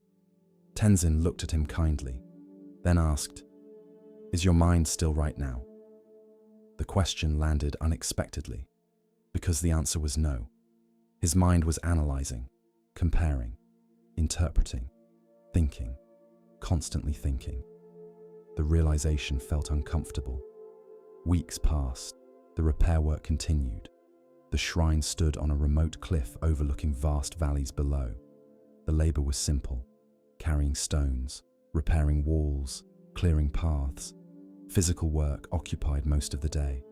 At first, Sora found it frustrating. The tasks seemed intellectually unstimulating. No debates, no books, no complex questions, just work. Yet gradually, something changed. While carrying stones, he carried stones. While repairing walls, he repaired walls. The simplicity became strangely peaceful. For brief moments, thinking ceased. Not because he forced it, because attention became complete.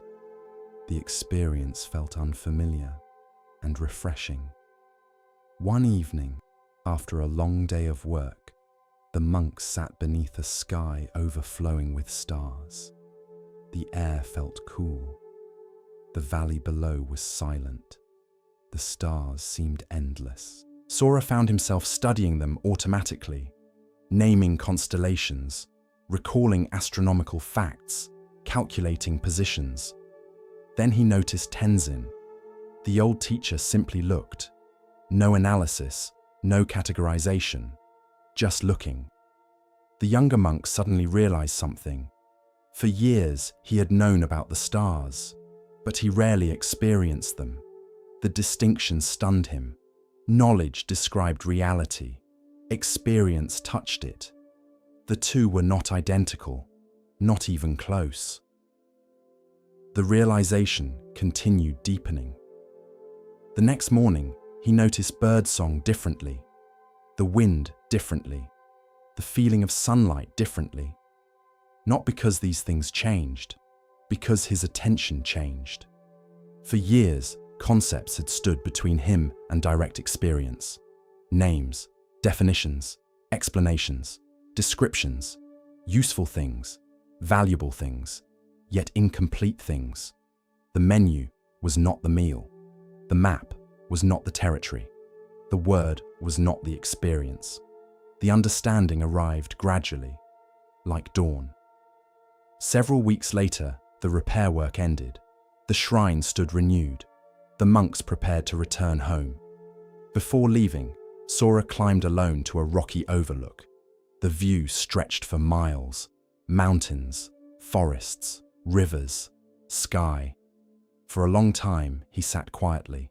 No analysis, no interpretation, no need to understand everything, just presence. The experience felt simple, yet profound.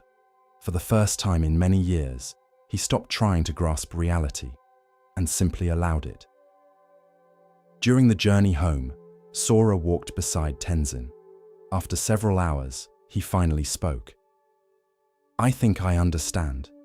The old teacher laughed. Dangerous words. The response made him smile. Then Sora continued. "I spent years counting stars." Tenzin nodded. "Yes, but I forgot to look at the sky." The old teacher stopped walking. For a moment, neither spoke. Then Tenzin bowed slightly. The gesture surprised him. "Why are you bowing?" The teacher smiled. "Because you finally answered your own question."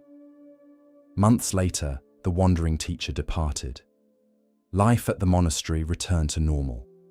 Or so it seemed. The library remained. The books remained. The teachings remained. Sora continued studying, continued learning, continued teaching. But something fundamental had changed. Knowledge no longer felt like ownership. It felt like a tool, a guide, a finger pointing toward the moon. Not the moon itself. When younger monks asked questions, he still answered. But more often, he asked questions in return. More often, he encouraged direct experience. More often, he admitted uncertainty. And strangely, the more humble he became, the wiser he seemed. Years later, a novice entered the monastery. Bright, curious, exceptionally intelligent. The young monk reminded everyone of Sora, including Sora himself. One evening, the novice proudly recited dozens of teachings from memory. The performance impressed everyone. Afterward, the novice asked, "Master, what do you think?" Sora smiled warmly, then pointed toward the night sky. Thousands of stars shone above them. "What do you see?" The novice immediately began naming constellations, planets, astronomical patterns. Sora listened patiently, then asked, "And what else?" The novice fell silent. The older monk smiled. The lesson was beginning again, as it always does. And perhaps that is the lesson. Knowledge is valuable. Study is valuable. Learning is valuable. The Buddha himself encouraged investigation, reflection, and understanding. Yet intellectual knowledge has limits. A person can memorize every teaching about compassion and still fail to be compassionate. A person can understand every description of stillness and still possess a restless mind. A person can count every star and never truly experience wonder. The monk who counted the stars reminds us that wisdom requires more than information. It requires direct experience, presence, practice. The Buddha often compared teachings to a raft, useful for crossing a river, but not something to carry forever afterward. Concepts guide us. Experience transforms us. Knowledge points the way. Practice walks the path. For the person who only studies water may remain thirsty. The person who drinks understands something entirely different. And sometimes the greatest wisdom begins the moment we stop counting stars long enough to simply look up and see the sky. The path of Zen unfolds like morning mist, soft and patient. In this next tale, we are invited to see, beyond appearance, into essence. Listen carefully to the next story. Long ago, in a kingdom surrounded by rivers and rice fields, there was a lake unlike any other. From a distance, the lake appeared beautiful. Its waters reflected the sky. White clouds drifted across its surface. Birds nested among the reeds. Travelers often stopped to admire it. Yet anyone who came closer noticed something strange. The water near the shore was dark and muddy. The bottom of the lake was thick with silt. Rotting leaves gathered beneath the surface. The smell was not always pleasant. Many villagers avoided it. Children rarely played near it.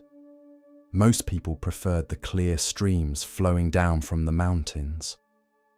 Only one thing drew visitors to the lake. Every summer, thousands of lotus flowers bloomed across the water. Their petals were brilliant white and soft pink. Their fragrance drifted through the air. From the muddy depths below emerged some of the most beautiful flowers in the entire kingdom. Among the villagers lived a young woman named Maya. Maya was known for her kindness. She helped elderly neighbors. She cared for injured animals. She shared food with those who had little. Yet despite her gentle nature, she carried a quiet sadness. Years earlier, her father had died unexpectedly. Soon afterward, drought damaged the family's crops. Debt followed. Several close friends moved away. One hardship seemed to arrive after another. Though Maya continued smiling, she often wondered why life felt so difficult. Sometimes she looked at other people and imagined they carried fewer burdens. She assumed they were happier, stronger, luckier. Meanwhile, she felt trapped by circumstances she could not change. One morning, after a particularly difficult week, Maya climbed a hill overlooking the village. There she found an elderly monk sitting beneath a tree. The monk was known throughout the region as Venerable Ketu. People traveled great distances to hear his teachings. Yet whenever someone asked him the secret to happiness, his answer was surprisingly simple. Look carefully. That was often all he said. Maya approached and bowed respectfully. Master, she said, may I ask a question? Of course. She sat beside him. For several moments she searched for the right words. Finally she spoke. Why does suffering seem to follow some people more than others? The monk looked toward the distant lake. Does it? It feels that way. The old monk nodded slowly. And what suffering follows you? Maya hesitated. Then the story poured out. She spoke of grief, loss, disappointment, fear, loneliness, dreams that had never come true. The monk listened without interruption. When she finished, silence settled between them. A gentle breeze moved through the grass. Far below, the lake shimmered in the sunlight. Finally, Venerable Ketu stood. Come with me. They walked down the hillside toward the water. The path wound through fields and groves of trees. Neither spoke. Eventually they reached the edge of the lake. The air smelled of earth and water. Hundreds of lotus flowers floated across the surface. Their petals glowed beneath the afternoon sun. The sight was breathtaking. Maya smiled despite herself. They're beautiful. Yes, said the monk. They continued walking until they reached a narrow wooden dock. The water below was dark. Maya could barely see beneath the surface. The monk pointed downward. What do you see? Mud. And above it, lotus flowers. The old monk nodded. Then he asked a strange question. If the mud disappeared, what would happen to the lotus? Maya frowned. She had never considered such a thing.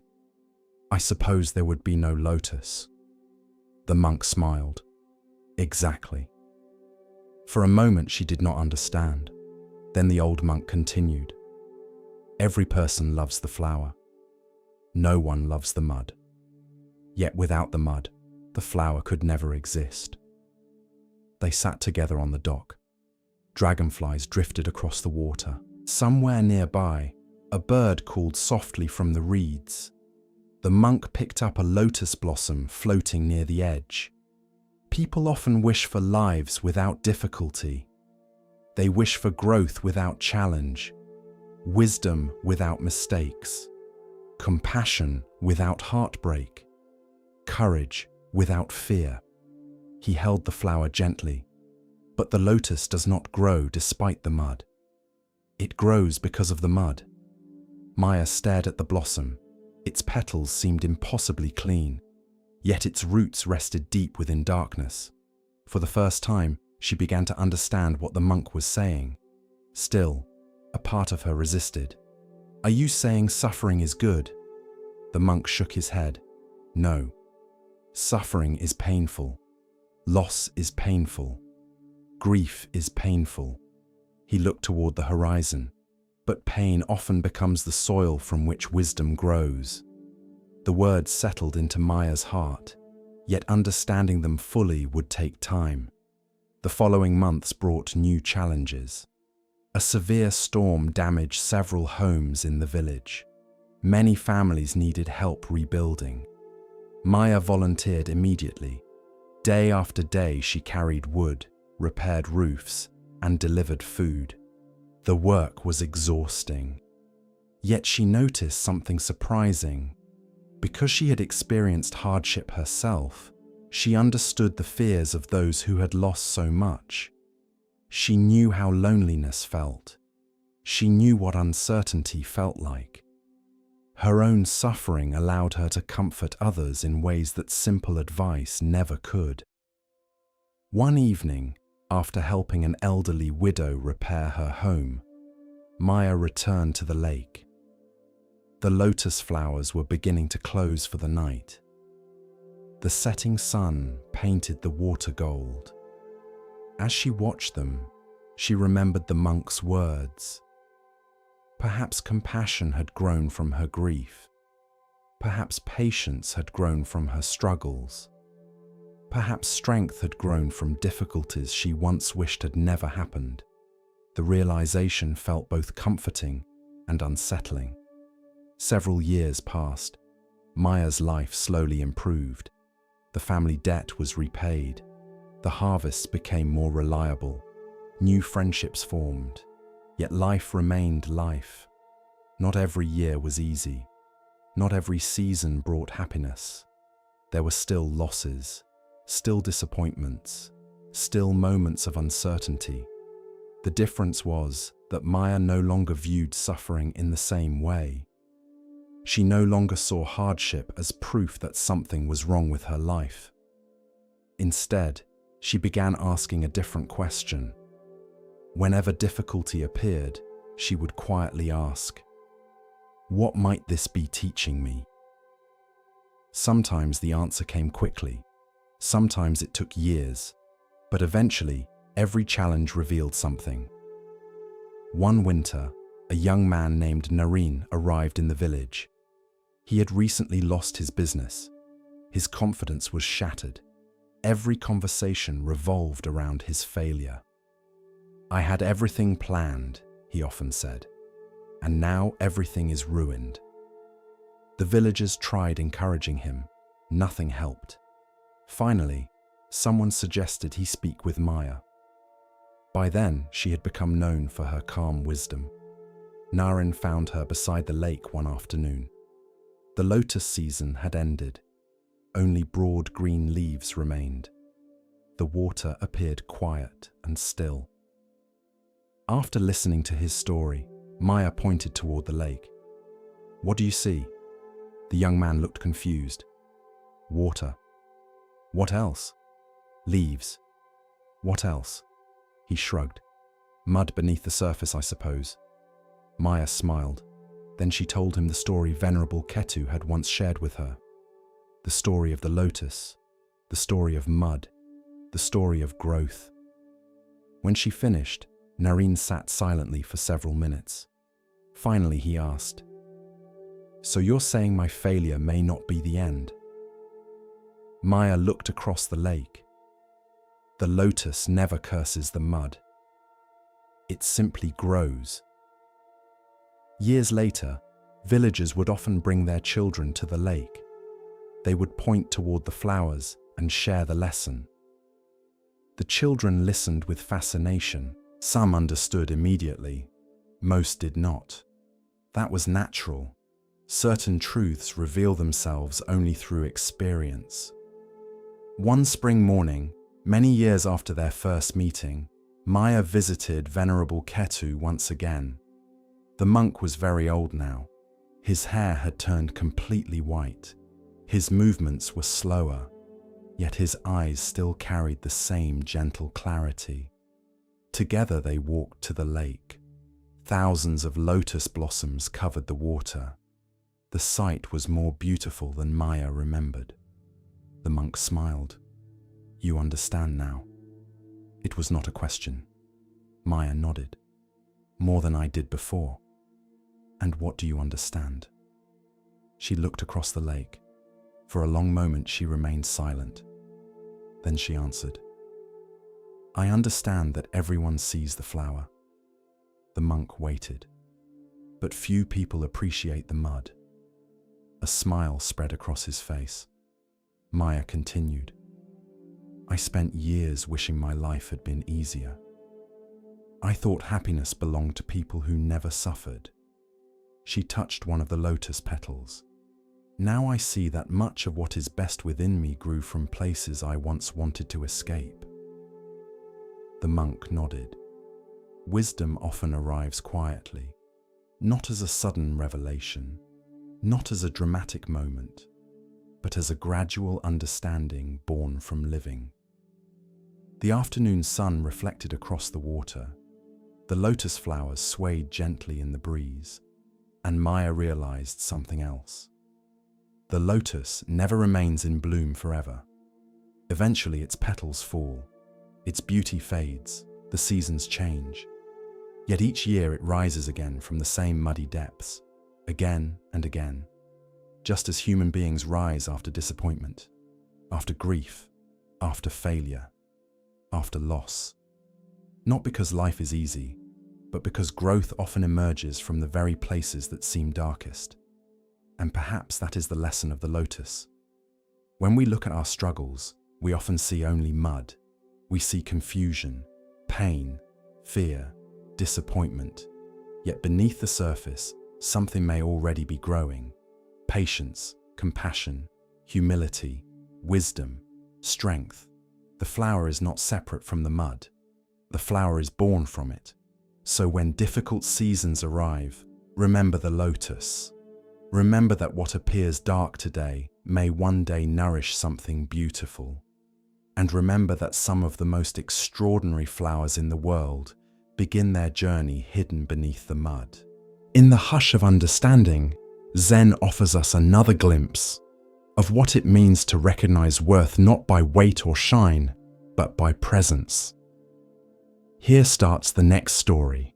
There was a forest so vast that travelers often spoke about it in whispers.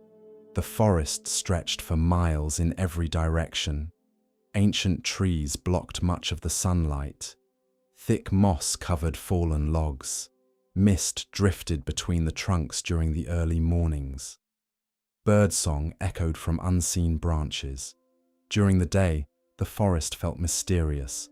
At night, it felt endless. Many roads crossed through it. Some led to villages.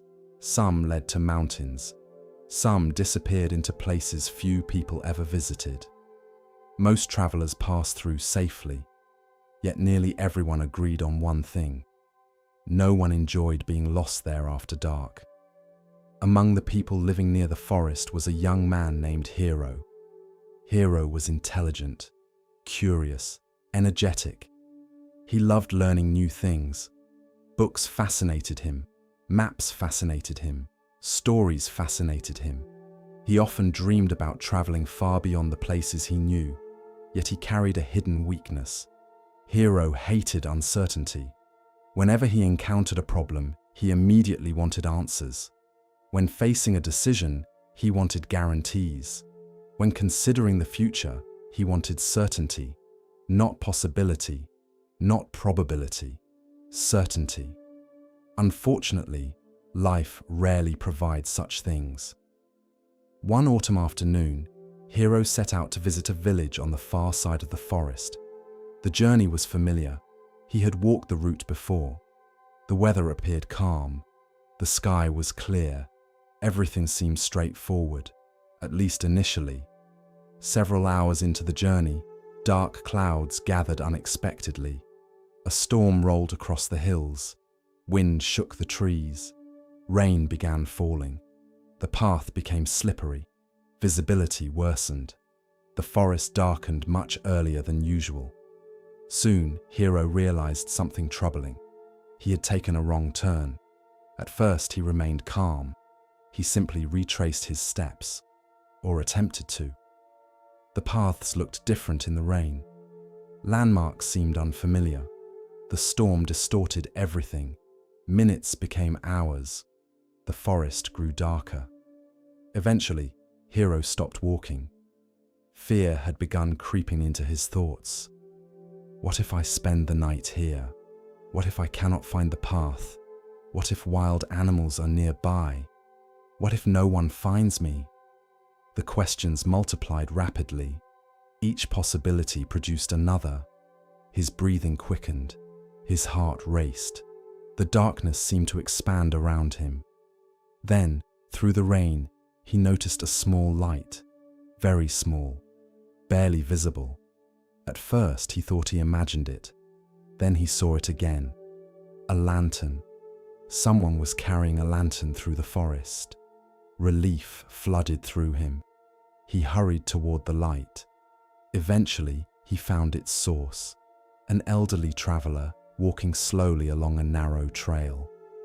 The old man carried a simple lantern made of wood and paper. The lantern illuminated only a few feet ahead, nothing more.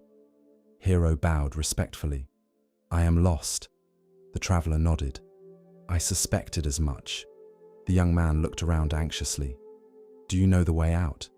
"Yes." Relief deepened. "Wonderful." Then Hiro looked at the lantern. Its light seemed surprisingly weak. The forest remained overwhelmingly dark. The young man frowned. "Is that your only lantern?" "Yes."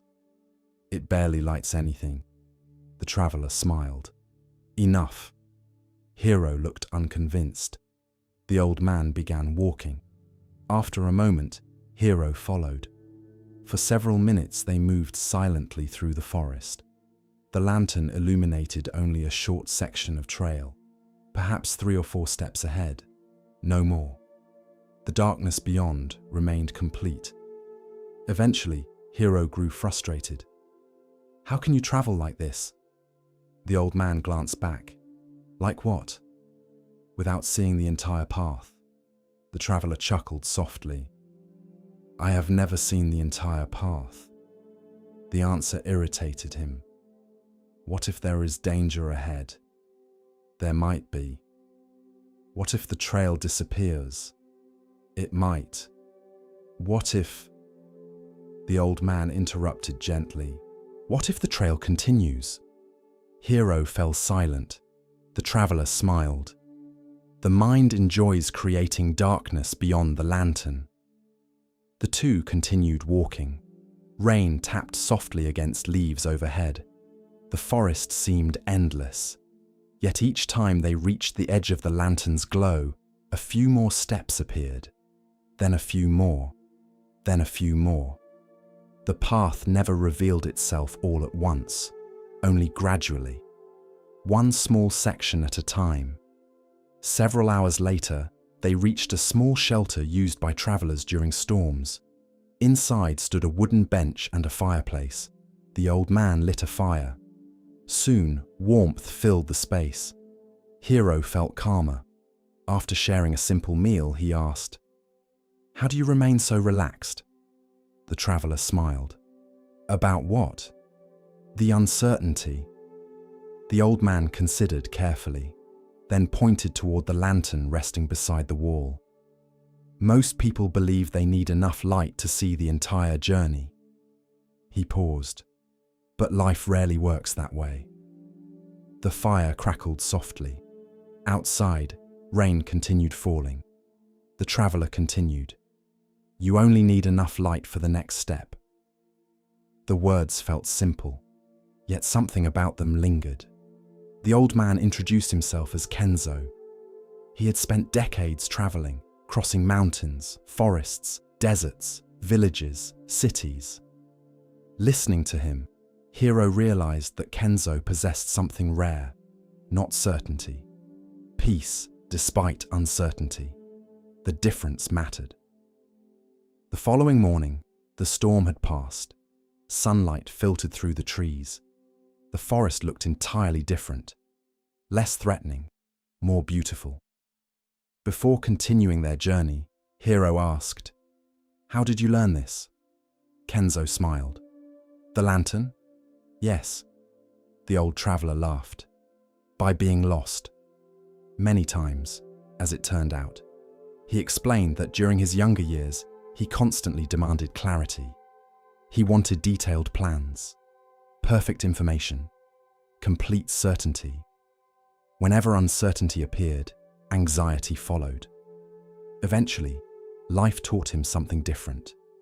Most important decisions occur before complete certainty arrives. Most journeys unfold one step at a time. Most answers reveal themselves gradually. The lesson sounded obvious, yet Hiro sensed its depth. For the remainder of the journey, he paid close attention to the lantern. Even during daylight, it became a symbol. Each evening, when darkness arrived, the lantern revealed only a small section of road, never the destination, never the entire route, and yet somehow it proved sufficient. Days later, after reaching the village, Hiro thanked Kenzo. The old traveler prepared to continue onward. Before departing, he handed the lantern to Hiro.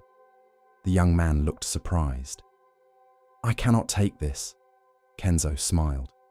"You can. But what will you use?" The old traveler laughed. "I have carried many lanterns." Then he pointed toward Hiro's chest. "The important one is already there." The statement made little sense, at least at the time. Years passed. Hiro eventually returned home, yet the lesson remained. Life quickly provided opportunities to practice it. His father became ill. Business opportunities appeared. Relationships changed. Difficult decisions emerged. Again and again, he noticed the same pattern. His mind wanted complete certainty. The future refused to provide it. At first, this frustrated him. Then he remembered the forest, the lantern, the next step. One winter, a severe drought affected the region. Many farmers panicked. The future seemed unclear. People demanded answers, predictions, guarantees. No one possessed them. One evening, several villagers gathered seeking Hiro's advice. By now, he had become respected for his calm judgment. "What should we do?" they asked. Hiro thought carefully, then smiled. The next thing. The villagers looked confused. He explained. They could not control rainfall. They could not predict every outcome, but they could prepare water storage, help one another, protect crops where possible, take the next step, then the next, then the next.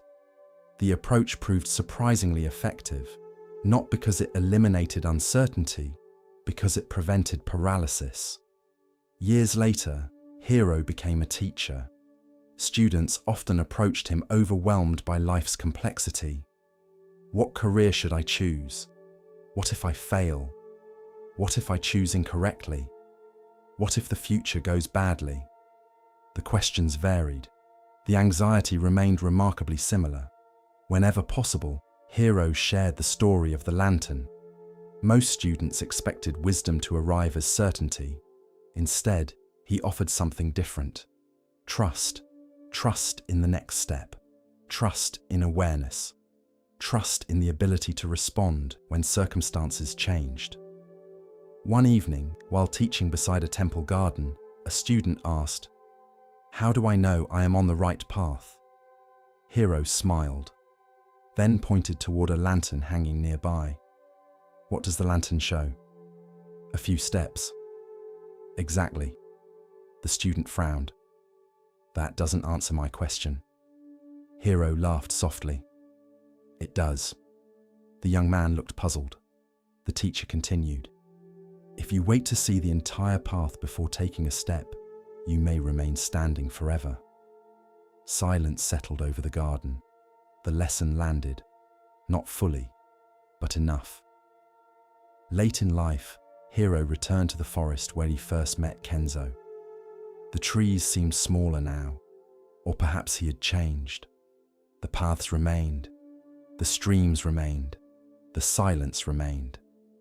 As evening approached, he carried a lantern through the woods, the same lantern, weathered by time, the paper replaced several times, the wood worn smooth by years of use. Darkness gradually filled the forest. The lantern illuminated only a few feet ahead, exactly as before. Yet now the limitation felt comforting, not frightening, because he finally understood. Life itself resembles traveling through a dark forest. We rarely see the entire route, rarely understand the future completely, rarely possess all the answers. And yet, somehow, step by step, the path unfolds. The Buddha often taught that wisdom is not the absence of uncertainty.